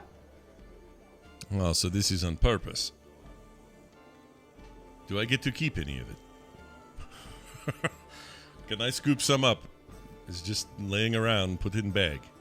Or is this problem? Well, I mean, you're an employee, but I guess it's a race after all. Okay, go back to party, and I'll turn around, put my maces away, and scoop up a little bit of gold and jewels and put them in my bag with my dead duck. What will Paylor think? Oh, he'll be fine. Paylor helps those who help themselves. That's after right. all. Yeah. Look, this potato farm is not going to pay for itself. Make a perception check. Why pay Laura when you can pay less? Hold on. Well done. What'd you say? Perception Come on check? down to Splendorbell's discount. Why pay more Discount potatoes. when you can pay less? Here it is. Perception. That would be a nat 20 plus 2, 22. All right. Something overcomes you. A fervor, a fury, Oh boy. the need for gold for potatoes. And before you know it, you find yourself in the thick of it like a child at Easter, pushing other halflings out of the way as you begin to collect gold pieces. And you collect about 200 in gold and gems. Okay. 200 gold and $200 or 200 gold worth of all of that, right? Can I add it to my Yes, inventory? so like half gems, half gold, and probably like 50 gold, but the gems are more valuable. We'll just go ahead and convert it right now to 200 gold pieces. Okay, I'm gonna do that. Or 220 gold pieces to match that roll. 220. Add. Okay, I've added it to my gold pile. All right. I will then. Meanwhile, back I'll back at the I'll party, continue there are sort of other walking fireworks around going here. off. Pew, pew. Everyone's having a wonderful time, and the fireworks start to subside, and the music goes slower, and the couples come out and begin to dance. And you move through the dances, and you move past the speeches. Mr. Goodwin Delivers a beautiful speech about the family finally coming together after all these years. I'm just so happy to see the Goodwins and the Hoppers put this behind them. And this wedding is so beautiful. I wish it could go on forever. And to bury this hatchet and to be here at the Hopper estate is such a beautiful thing. And it goes on and on and on and on until eventually they basically push him off. And another speech is made, as you all move about. Meanwhile, Dauphin, you go back to the house. You find your spider. Yes. And you said it like psychically communicates to you. So it doesn't have a little spider conversation. Yeah, I believe I have it I can see what it sees. I didn't really thoroughly read it. I don't know if that's actually allowed in spell. No. But I have a sense. I can communicate with it telepathically. Okay, while your familiar is within 100 feet of you. So I actually can speak to Hamlet. Hamlet tells you of the various rumors and scuttlebutt it's collected around the servants' quarters here. It tells you of the time that Terran Deepstride fell off the podium here and broke their leg at a previous wedding. How Iranvin's wedding, all the desserts went spoiled by the time they were served. There was even a rumor that you collected on your spider here that Mr. Goodwin killed O'Ready Hopper 15 years ago on this very estate. Do I know who said that rumor? The various servants who have moved about here. Okay, The spider's well, eyes are not so clear as to pick out the individual halflings or their names. Sure, he has a spider mind. He's not. Yeah, gotcha. But the one that perhaps interests you the most is that the spider found out among these rumors that when Hopper died, O'Ready Hopper, Grandpa Hopper, he died within his pocket a deck of many things, his greatest possession. Oh. The hairs on my neck and on my skull rise up and bristle. You've done good, Hamlet. You are a most trustworthy companion. And I allow him to crawl up my sleeve. Get you to Grinkeeper, warmth. where were you off to, Grinkeeper? She booked it into the woods with the halflings, and she's just keeping eyes on them to make sure no red eyes show up again. And when she's there, she'll pop her second cast of Divine Sense. Okay. You head into the woods with all the halflings as they run through the woods and giggle amongst themselves. You see one or two pushed over, and they're like, some big guy got me. Oh, well. And they all go back to playing. And you follow your senses through the woods, making your way back. Ko, you were following the footprints on the top of the tent. Yep. You also find yourself making your way through those tents, making your way to the woods where you see those same footprints now in the mud in the dog pen, and the dog's all kind of grrr and sniffing at the footprints. And it's heading for the woods, right? Correct. Okay, I would continue to follow, but my goal would be that by the time it gets to the woods, and therefore a little less observable to the party in general, I would try to close the distance and interact with that space to see if there's something invisible or tangible there. Kind of catch up to the feet as they're walking and swipe at them. Yeah, not like a physical attack, but like almost like a restraint, like a grab. Let's do a grapple. Let's do a strength. Just to get a look at your grab ability. Grab ability. Probably not good. Raw strength roll. Let's do it. A 7. You swipe out as you sort of catch up to these footprints being made, and they go kunk kunk, and then 2 feet sort of boom, and you see the toes dig in as though it made a great jump. And then the feet stop moving. They're gone. There's no body there. You kind of feel around in the air. And now no more footprints. No more footprints out in front of you, but you're on the edge of the forest. Meanwhile, it's still like happy dancing times back behind you. I'd move a little bit into... Are there any branches above me? Like if something jumped, could it have gotten into a tree? Or would that have been too mighty of a jump? You look up at the trees, and these were pretty small spaces between the footprints, as though they came from a halfling itself. And you don't see any disturbance of the above branches. Okay. I'll start kind of scouting around looking for more footprints in the immediate area. Just see if I can pick up a trail of any kind. Splendor Belt? Yes, sir. Whoa. Excuse me. I thought I was a smeared poo in the yard there for a second. I'm good. You have lost yourself a little bit in your hunger for potato farm funds. Yeah. And have made your way deep into the forest. And as you follow the gems and pick up another one in pocket and pick up another coin in pocket and pick up another one, you come to a stone wall and your eyes sort of move up from your Easter-like activity. And you find yourself in the middle of a graveyard, a small family plot, about 25 feet by 30 feet. There is a statue about 4 feet tall with a great cornucopia on top of it, filled with fruit. And this is all stone. And otherwise, there are worn old tombstone heads all around you. Okay. Is this familiar to me at all? You've never been here, though you've been in these very woods before, so you're familiar with the trees. Any like markings I would recognize? Any, I don't know, anything about these carvings or sculptures or any of that I would recognize? You look around and you see Hopper. It seems to be a Hopper family plot here on their land.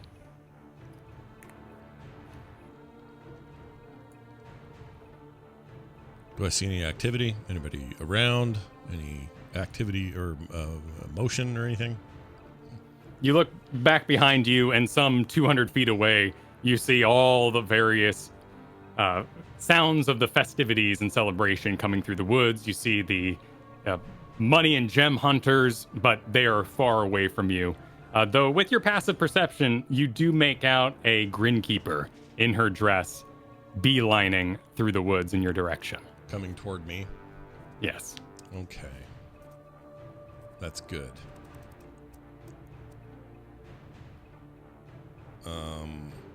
I would. I'd pull out my maces again, ching ching, and I would say, "Hello." Just see if anyone's around. And hello, hello, hello. Kind of echoes through the woods. Another firework. Is that you, Splendorbelt? Grinkeeper will call back. Yes. I'm coming. Grinkeeper, Splendorbelt has this dark vision, and he's able to see everything in plain black and white. But you're making your way through the woods in a nice dress, lit only by those fireworks that are going off occasionally in the background. So you're getting sort of a flash image of what's around you before it fades back down.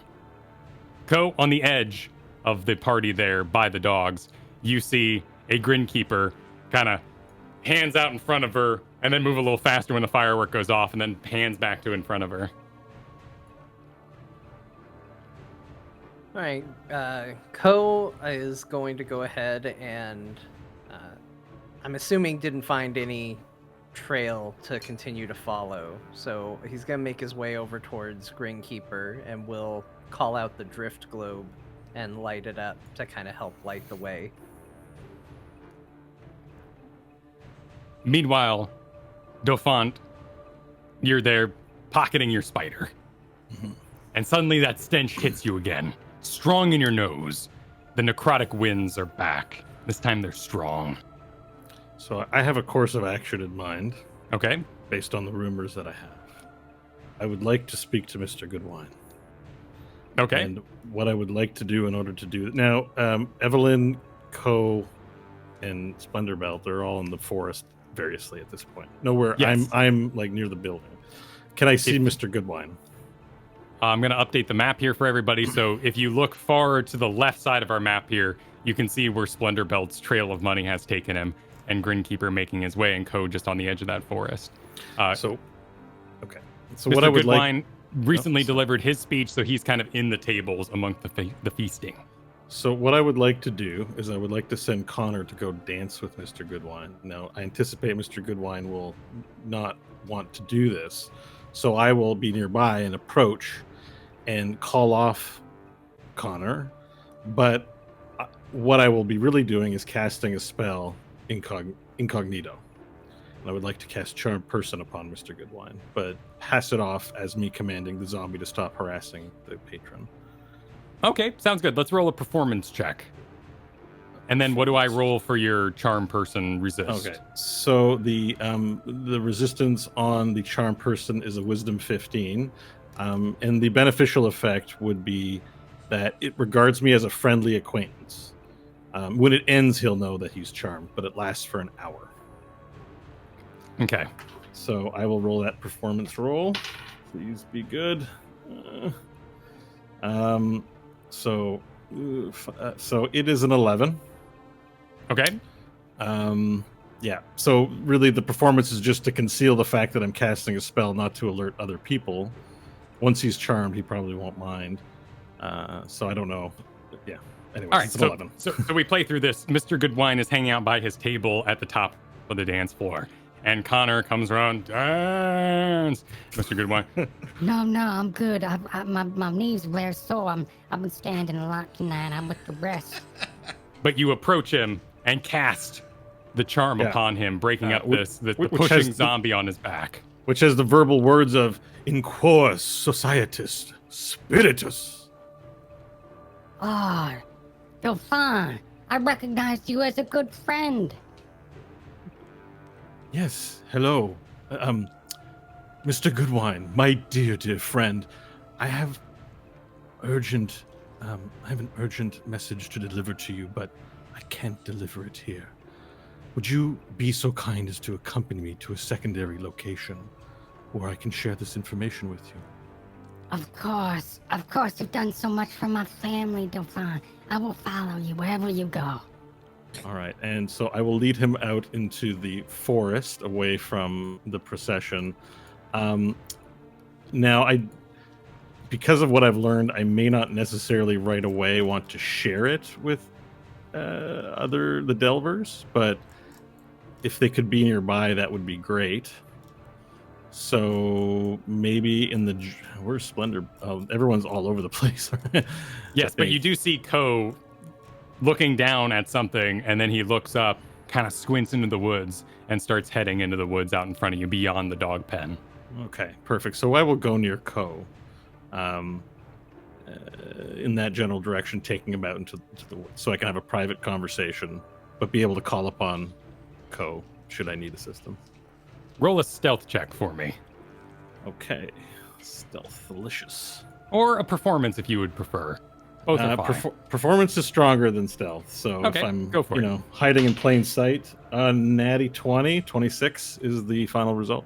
Damn. So a little luck is on your side for this. You invite Mr. Goodwin into the woods. A kind of creepy thing to do, but he's enchanted. Everyone begins to look amongst themselves. Oh, where's Goodwin going? Where's he going? Why is he going with the great Dauphin? They must have an important conversation to have. And then all the fireworks go off and cover your escape. And everybody looks up and they cheer. And then the captain comes out and goes, Supper is served! and all those plates are whisked away as sausage skillet and meat pies and fish cakes are brought out, and the great barrels from beyond the bartender are pushed over, and the corks unpopped, and great green beer begins to spill out from them, and the party goes nuts. And everyone starts doing that little, the dance where you sort of angle your foot in, and then you do the other one back and forth, and they're all swinging their dresses and dancing around each other and grabbing hands and maypoling. The party is in full swing beyond you, and nobody notices you leave. Perfect. All right, so once I've got him sufficiently alone, that's when I will ply my villainy. Okay. Are you in range of Ko for this, or what's the plan? Well, I don't want to be in audio range, although if he's got exceptional hearing, maybe he'll be able to break that. But generally speaking, I just want to be able to call out. If I have to call out for assistance, I want the Delvers to be able to respond, but I otherwise would prefer they didn't hear the conversation. All right, let me move Mr. Goodwin and yourself out into the woods. We've got Ko not near range, but about 40 feet away. Okay, perfect. So in hushed tones, I will say, Mr. Goodwin, we are good friends, yes? Oh, it is good wine, but you're such a good friend. You can call me anything you want. All right, and now I will lie, which will automatically succeed, right? Because he's charmed by you. I think so. I mean, I think maybe I'll have advantage or something. I don't know, but this will definitely be a deception for your information. But I will say, I've been sent here on a mission to protect from some ghastly apparition of Grandfather Hopper that they were worried of. But I will tell you my true mission. Oh, you mean a gasm? There's a gasm here at the party. Yes, the gasms are quite real, and that's why my cover story works so well. But I am been sent here to protect you, for there is a plot upon your life. It has been said that you have an artifact of great power, and there are those that plot to murder you and take it from you. And I alone am here to protect you. Oh, I'm so honored. I'm so honored to have you protect me. And he pulls the top of his cane, that fist at top, and he pulls out the top as a dagger, a little short sword. A dagger to a normal-sized man. Good, I see you've already made arrangements to protect yourself. Now, simply put, in order to best be able to protect you, I need to know, is the artifact secure? Now, is this part of the deception part? Because the artifact the deck was on Mr. Hopper's body when he died. Right.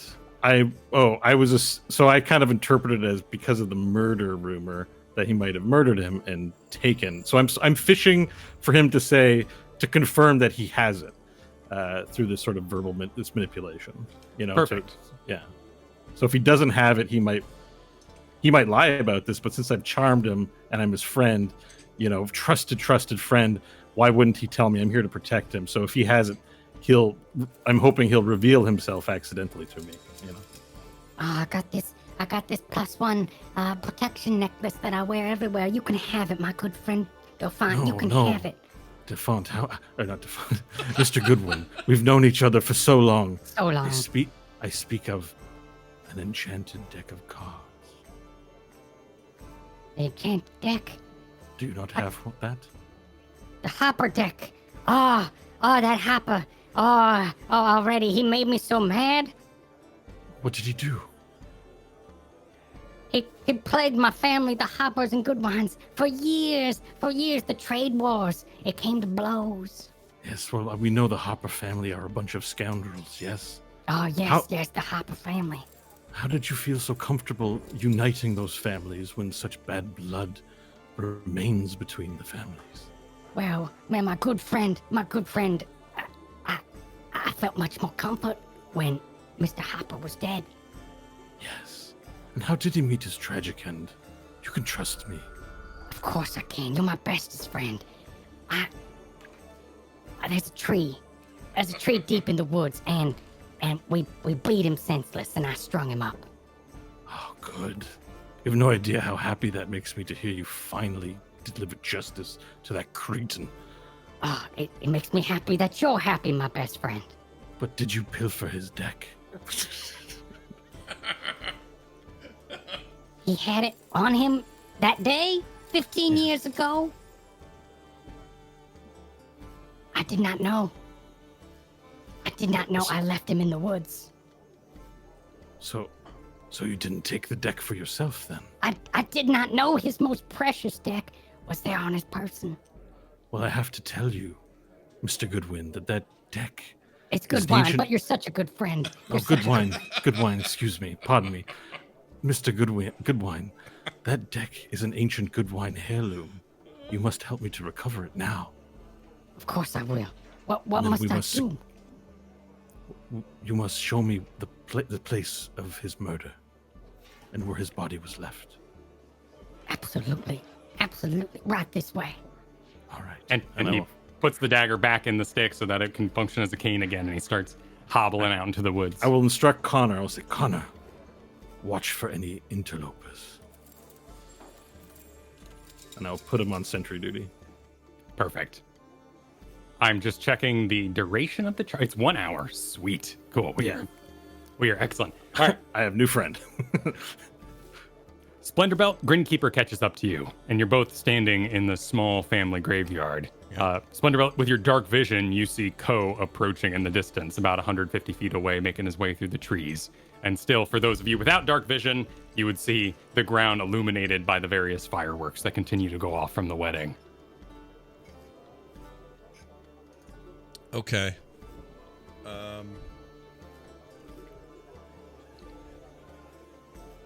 Well, this is creepy. I don't know what this Also, place is. why is it hidden? I don't know. Perhaps it seems significant because it is on the map we are using for D&D. Is the only reason I think. Well, Paylor supplies some metagame knowledge, you know? That's true. Have we thoroughly checked the place out? Or do we, passively while this other stuff is going on? Or can we do some of that? Everything's been overlapping a little bit, so as you looked up and sort of took in your surroundings, Grinkeeper approached, and now Ko is approaching. Okay. And so you haven't had time to do anything else, really. We can see Ko coming, so I'm going to just make sure there's no immediate danger.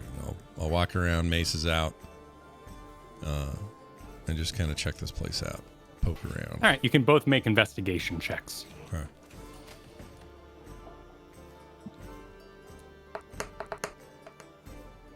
Eight. 12. Splendor Belt, you look all amongst the various stones here, and you see names such as Fendove and Nighthand and Belzor, Latran, Belevier. Fancy halfling names, but you don't see an O'Ready. You don't see a grave to Grandpa Hopper.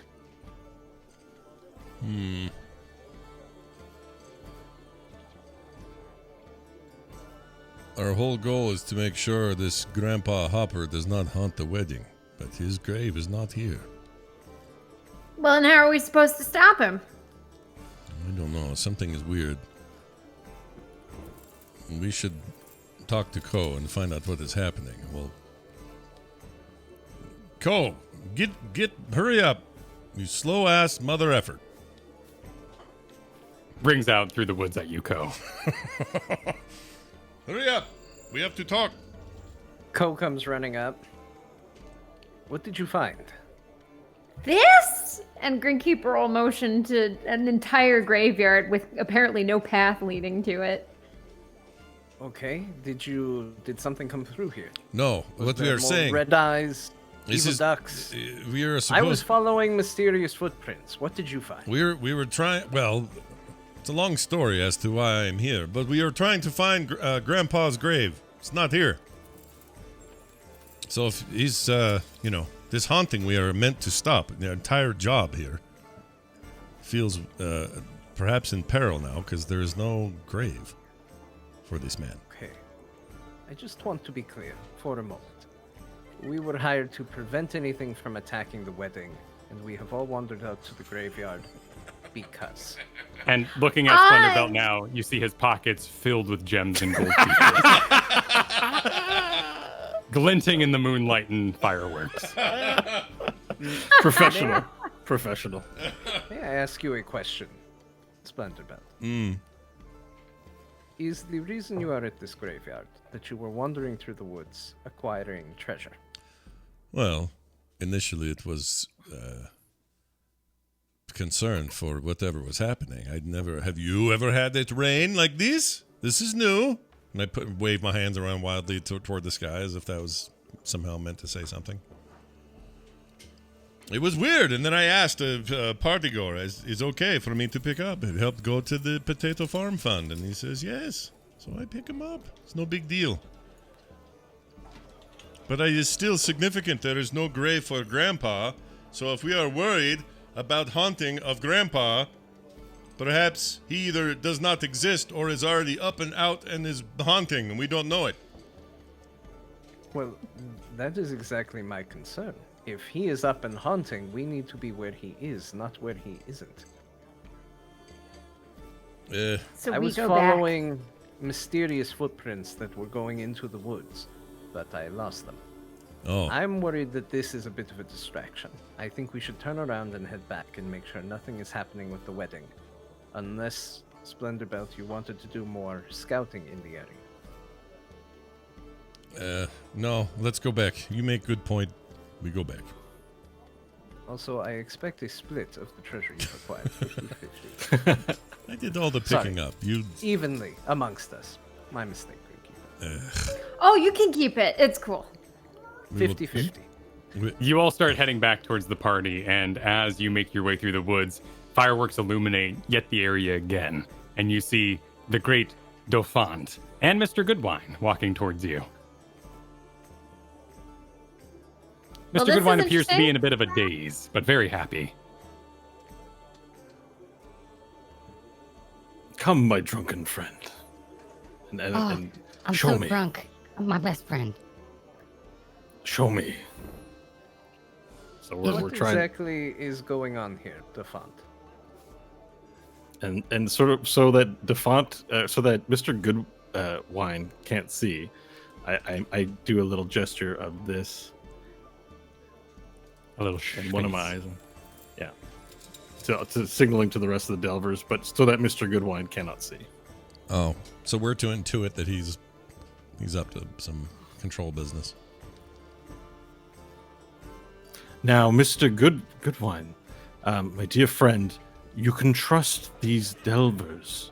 They have been assigned to assist me in your protection. And then again, I look at everyone and wink. Of course. It was right this way, right beyond the family plot. Yes. Show me.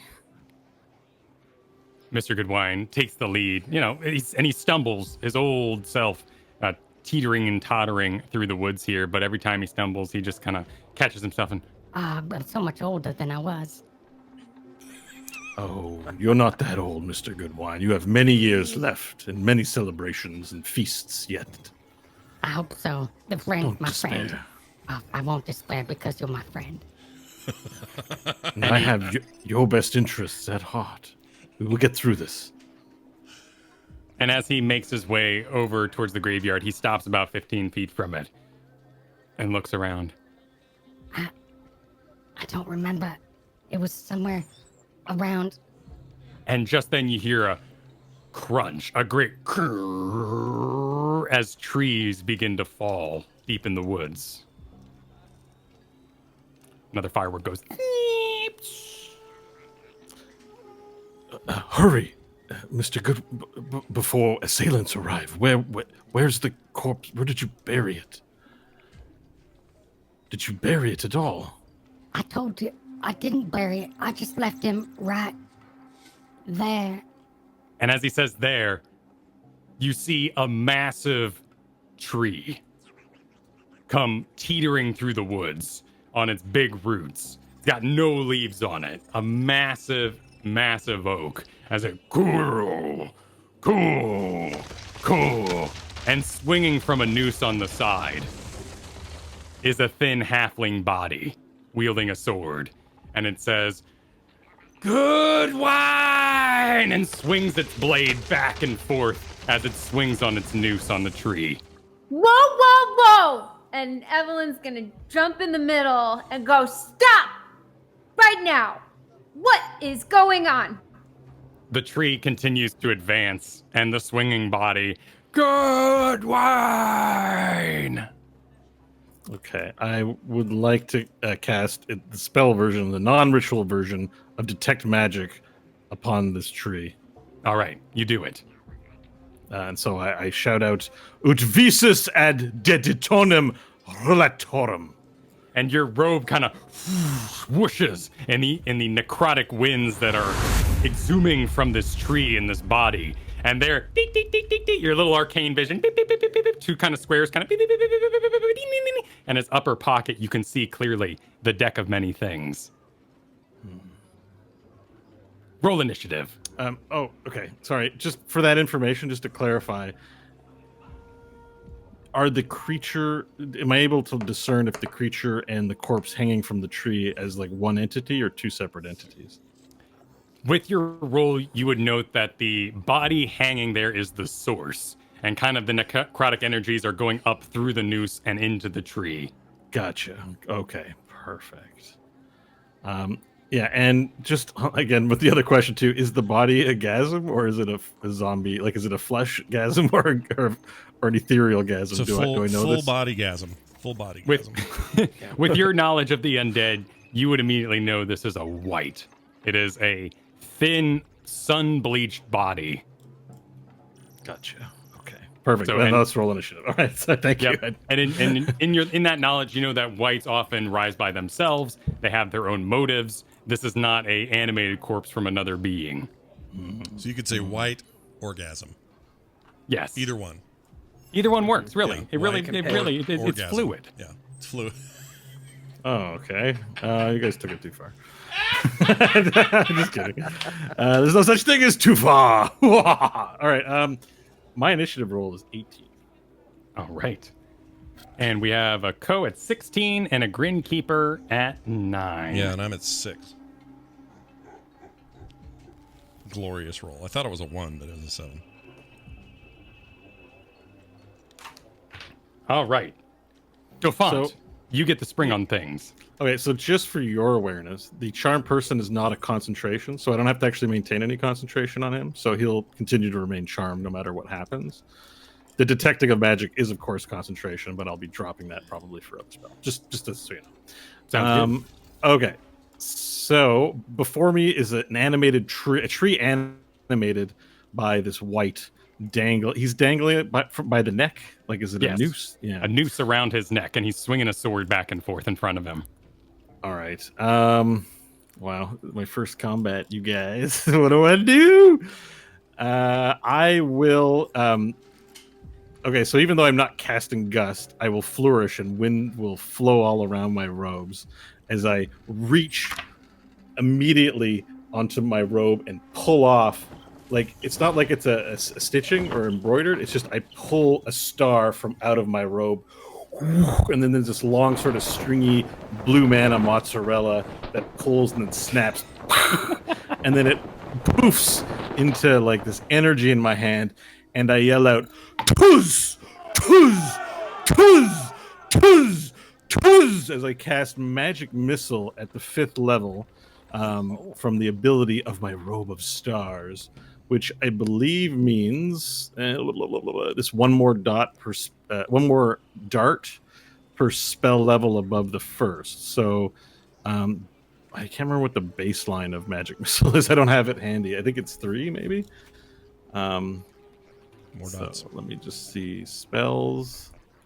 But with 5, if it would be 4, it would be 4 extra for every spell level above the first. Okay, a dart deals 1d4 plus 1 force damage. Dart strike. 3 glowing darts is the baseline. Okay, so it would be 7 darts of 1d4 plus 1. I think this gives me. Yeah, it says here. Hang on. Spells. Yeah, so each dart will be plus 1 to the 4 you roll. Right, and if you have them all on the same target, then you can just sort of math them all together. Yeah, so 3. Hang on. You'll be up next, Ko. Yeah. 3, 4. I gotta roll 3 dice here.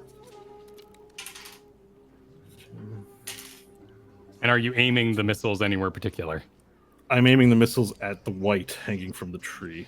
2, 3, 4, 5. Like, I have this information. I don't know if I haven't communicated it to anyone else. But I'm just rolling for my 7. I'm at number 7. So, math, shit. 8, 12, 14, 15, 16, 17, 18, 19, 20, 21, 22, 23 points of damage for the 7 darts as I fire off. I use a charge, and I fire off 7 magic missiles totaling the number I said. 23. Perfect. 23. Is there anything else you'd like to do on your turn? Bonus actions, movement? I will fire off at the white. I guess let me look at the battle map here. Sorry, it's been a bit. Where are we? Oh yeah, we're way off into the woods here. Oh no, I'm pretty far behind. So, am I within range? Even we could say that you moved to advance to cast it as your movement. I moved to advance to cast it, and I will. Oh, magic missile's 120 feet, so. Yeah. I'm pretty far back, Nice. so I will stand still with the other adventurers in front of me. Cool. I'll move you just inside that 120 feet, and there you are. Like, I guess I would say just as a default, so that to help you, I would totally use the Delvers as meat shields. Like, I would. Well, you're a spellcaster, meow. And you're but I wouldn't be subtle about it. I would totally like run behind them and use them as literal walls, especially the half orc. Nice. Ko, it is your turn. All right, Ko is going to move forward and get into a defensive position for Mr. Goodwin. And as he steps in front of him, he's going to just say, "It might be time to return to the party, Mr. Goodwin." And then he will activate both now of his psychic blades, energy erupting from both hands into 2 glowing blue psychic daggers in his hands. And he will take up a defensive stance, and I will do the dodge action. Did you say activate? Very cool. You said activate, right? Yep. Activate Pac-Man. Sorry, had Yep. to do it. That's exactly what happens. So he screams to the heavens and echoes over the woods. No, that doesn't happen. The tree advances. Boosh, boosh, boosh, and just trumps, knocks over the cornucopia statue, trumps right through the graveyard, making its way up to Ko. Goodwin! And the tree swings its branches down at Ko and Goodwin. Has disadvantage on the attack from me. It misses completely. Okay. As it swings by, Mr. Goodwin short enough, you duck, and Mr. Goodwin just happens to be short enough behind you. But as the tree goes by and sort of recoils, coming up from its hit, the strung along, swinging Grandpa Hopper comes right behind that with his sword and goes for a swing at you. He also has disadvantage. That is a 22. Wow. Yeah, that'll hit. You take 13 points of slashing damage from the longsword. I'm gonna use uncanny dodge and let's half that. All right, you do that. Goodwin, it's his turn. He looks back to the great Dauphin. What should I do, my best friend?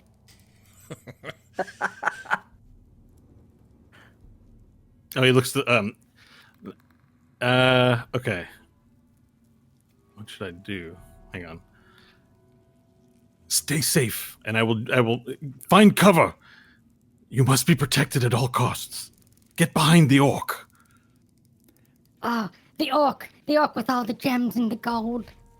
And he goes running back to Splendorbelt and clamors behind you like a child. Splendorbelt, you're up. Okay. I'm going to move. Let's see, Ko's right there, so let's go. I'm going to move right here. Right about. Actually, I'm going to get right up on him, and we're gonna just pound on him. So here you go. All right, Mace is out. Mace is out. With the face. Mace. Face mace. Hold on. Where'd my stuff go? There it is. Actions. All right, here we go. We're going to do... do I get a hit from each? Hold on. You get to make a bonus attack with the secondary. Right. Okay, so here's the first one. Let's do hit. 10. It's not great. That is a miss. All right. Hit for the second one. 26. No, nat 20. That's a nat 20. All right. Roll your natty 20. All right. Nice. Hold on. Woo! Nat So 20. let loose another d20 and let's see what happens. 17. 17. All right. It's an interesting maneuver with a mace, but as the tree swings down at Ko and Grandpa Hopper kind of swings back, Goodwin comes swinging by, he sort of resettles swinging back towards you, and you bring down your mace and you smack the branch that he's hanging from. And the tree, with its momentum from swinging itself, falls over sideways, and Grandpa Hopper hits the ground. Oh, I like it. Okay. So the tree and Grandpa Hopper are now separated. As it should be. Is the tree autonomous, and does it seem to need him to do anything? Or is The tree, you broke its limb, and with that, the tree has fallen silent, unmoving. Okay, so he's not... probably not controlling it. Okay. I think that's all I can do so far. Yeah, that's all I can do. Grinkeeper. Grinkeeper is going to get really angry that they didn't listen to her, and she's going to run up to Hopper behind him, and she's going to grab him up in a big bear hug because he's some tiny halfling, pinning his arms to his side. She's going to go, Hopper, let's talk about this now. So you run up alongside Splendorbelt, scoop up the undead halfling from the ground, and face him forward away from you, or is his face facing you? This is going to be facing away from me. All right. Make a opposing strength check. I got a 15. 13. So you go to squeeze him up, and he just pushes your arms out with his unholy strength and gives a no, Goodwin.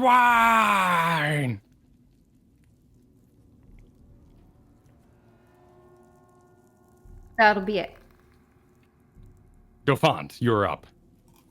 Okay, so sorry, number of charges this use. Sorry, I should have done this while it wasn't my turn, but I was paying attention to everyone. I just want to know how many charges. It used 2 charges. Okay. We can also delay you till after Ko's turn if you just want to read for a little bit. No, let's go and fire more magic missiles. It's not being held, right? Like, let's use this robe of stars. All right. It's a 1 week deal only. I pull off another comet, and more magic and wind blows around me as I make this big circle of Gatling gun of magic missile projectiles and tuzz, tuzz, tuzz, tuzz, tuzz, and fire 7 more magic missiles. I could have pre-calced this also. I'm out of practice, you guys. All right, 2, 5, 2, 4. Okay, so this one is 10, 18, 20, 26 points of damage as 7 more magic missiles fly through the forest, illuminating it blue and hitting the white. He takes them all in the chest, poof, knocking him back, poof, knocking him back, and what would that be? 5 more times, boo, boo, boo, until he trips over the little wall alongside the graveyard, and falls. And you hear a great crack as his head hits the back of a tombstone, and the body just lays there. Yeah. You hear laughter from behind you as I laugh wickedly at my destruction. Silence falls, except for the party in the distance. Far off in the distance.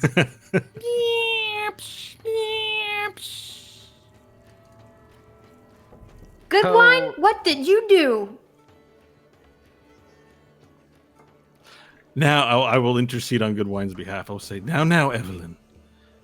Goodwine in here is our good friend, and we've been sent to protect him from a plot against the Hoppers. And I will try winking again. Ko is gonna kind of dejectedly deactivate his blades. He didn't get to do anything except get hit, and he's not feeling great about it. So he turns off the psychic blades and pulls out a dagger and walks over to to Hopper. And do you think we take a trophy for this? It is a zombie. He kind of grabs the gnarled bony hand and is like holding the dagger, like he's not exactly sure if this is desecrating a body or if this is just retrieving a monster trophy. Well, if he was a zombie, We could always say the hand fell off in combat. Ko, be careful before you touch that. There is a powerful source upon the body of this white, and we must extract it carefully.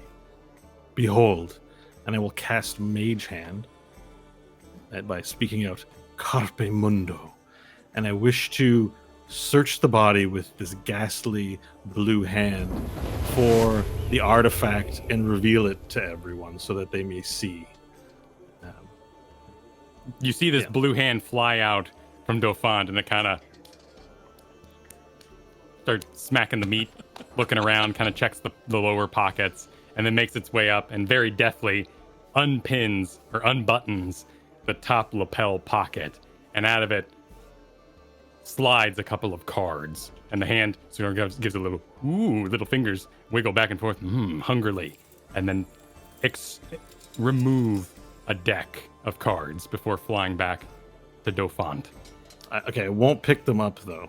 Okay. I will speak to everyone and say, behold, an artifact of great and deep power. You will recall that I called dibs on such things. However, one must treat such an artifact with great respect and deference. If we touch it, it could be our undoing. We should not proceed till we know it's secure. I just want to know what happened with these two. Oh, I can explain that. Mr. Goodwin here murdered Mr. Hopper some 15 years ago for disputes that, come to think of it, Mr. Goodwin, what exactly is it? What was your ire with Mr. Hopper exactly that made you want to kill him justly? Mr. Goodwin walks towards the party. Are you still out in the distance, keeping far away from all this? I would have approached closer to the party. Okay. So Mr. Goodwin walks over to his good friend, Dauphin. Trade wars. Oh, they were awful. The families, the Goodwines, the Hoppers.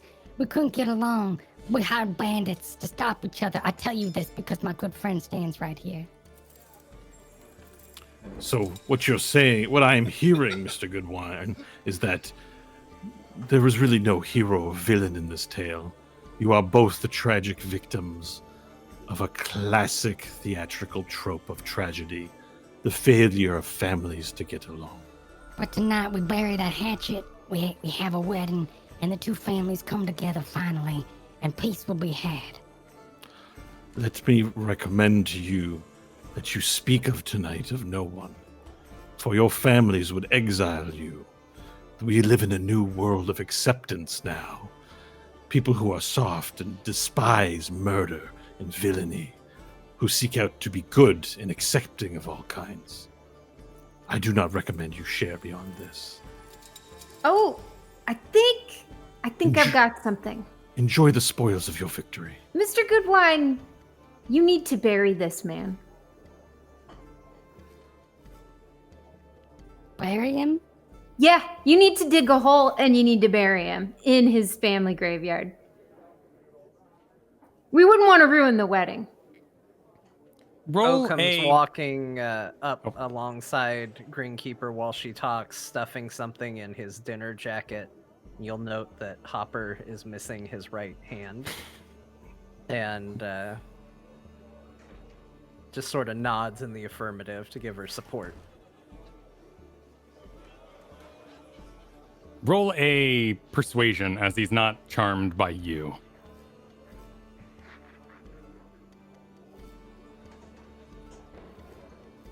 Did my An nod 8. grant any advantage? My nod of support? You agree? Well, let's see how Splendorbelt feels about all this. 2 things needs to happen. Grinkeeper is correct. You must bury this man.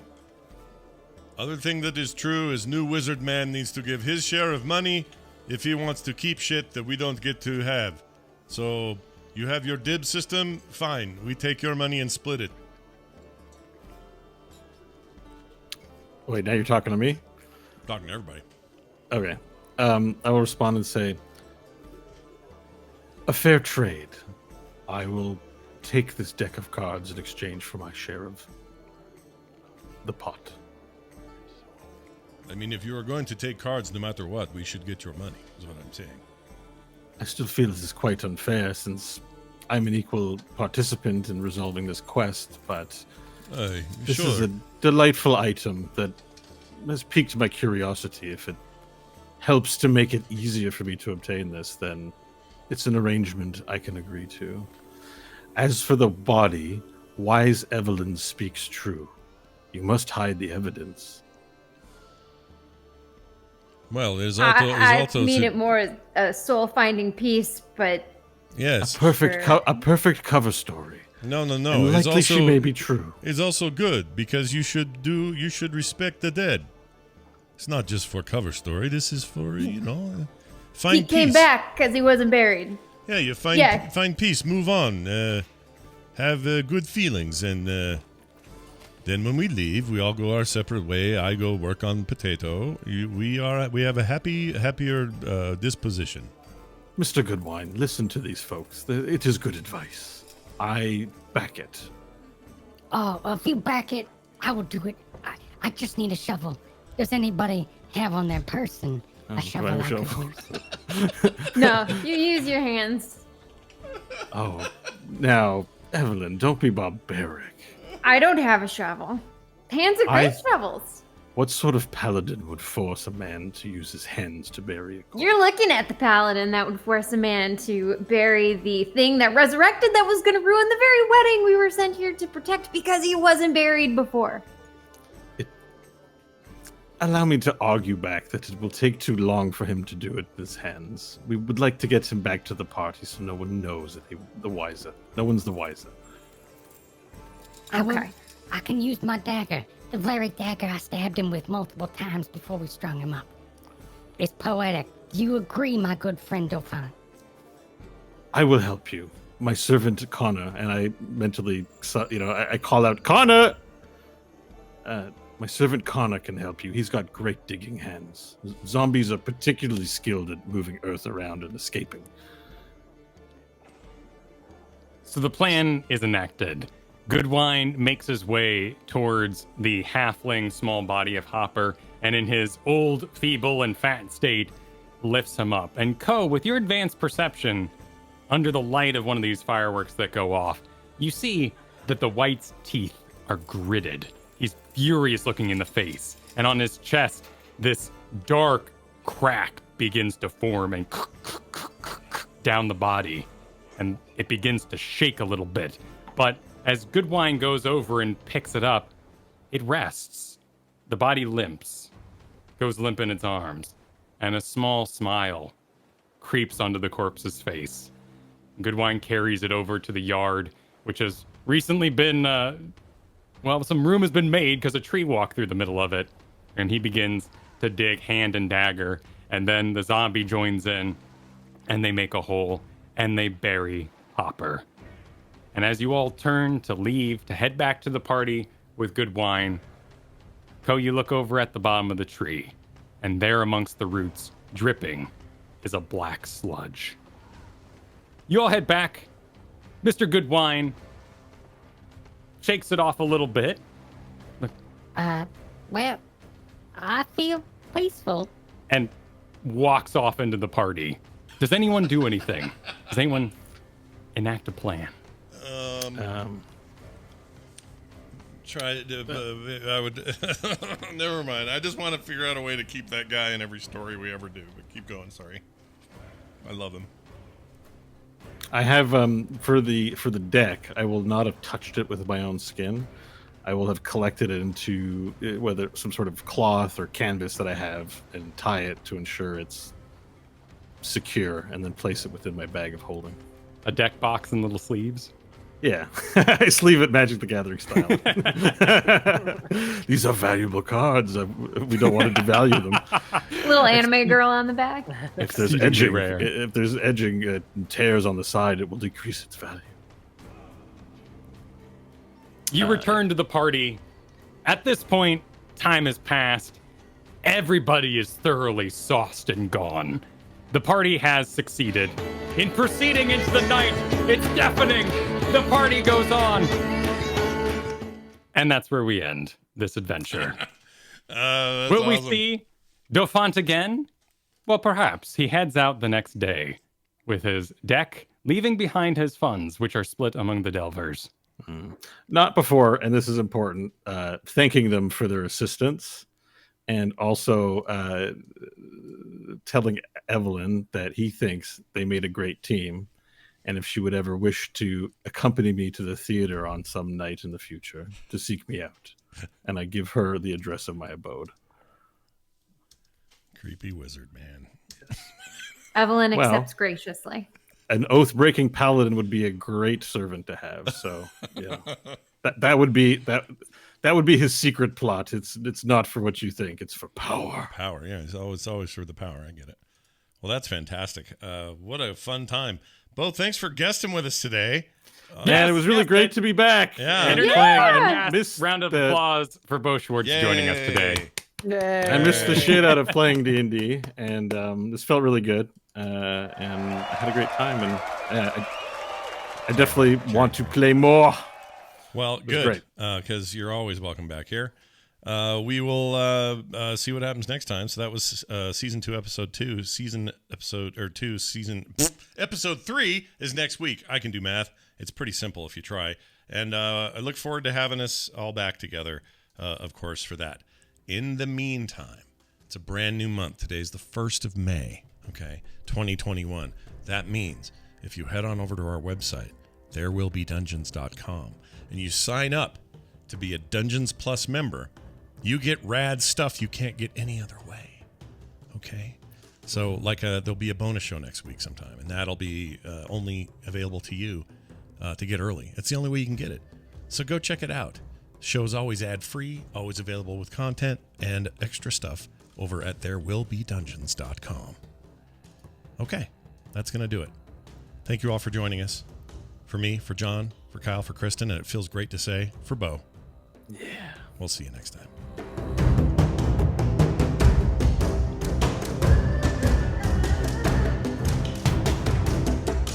This show is part of the Frog Pants Network. Frog Pants Network. Get more shows like this at frogpants.com.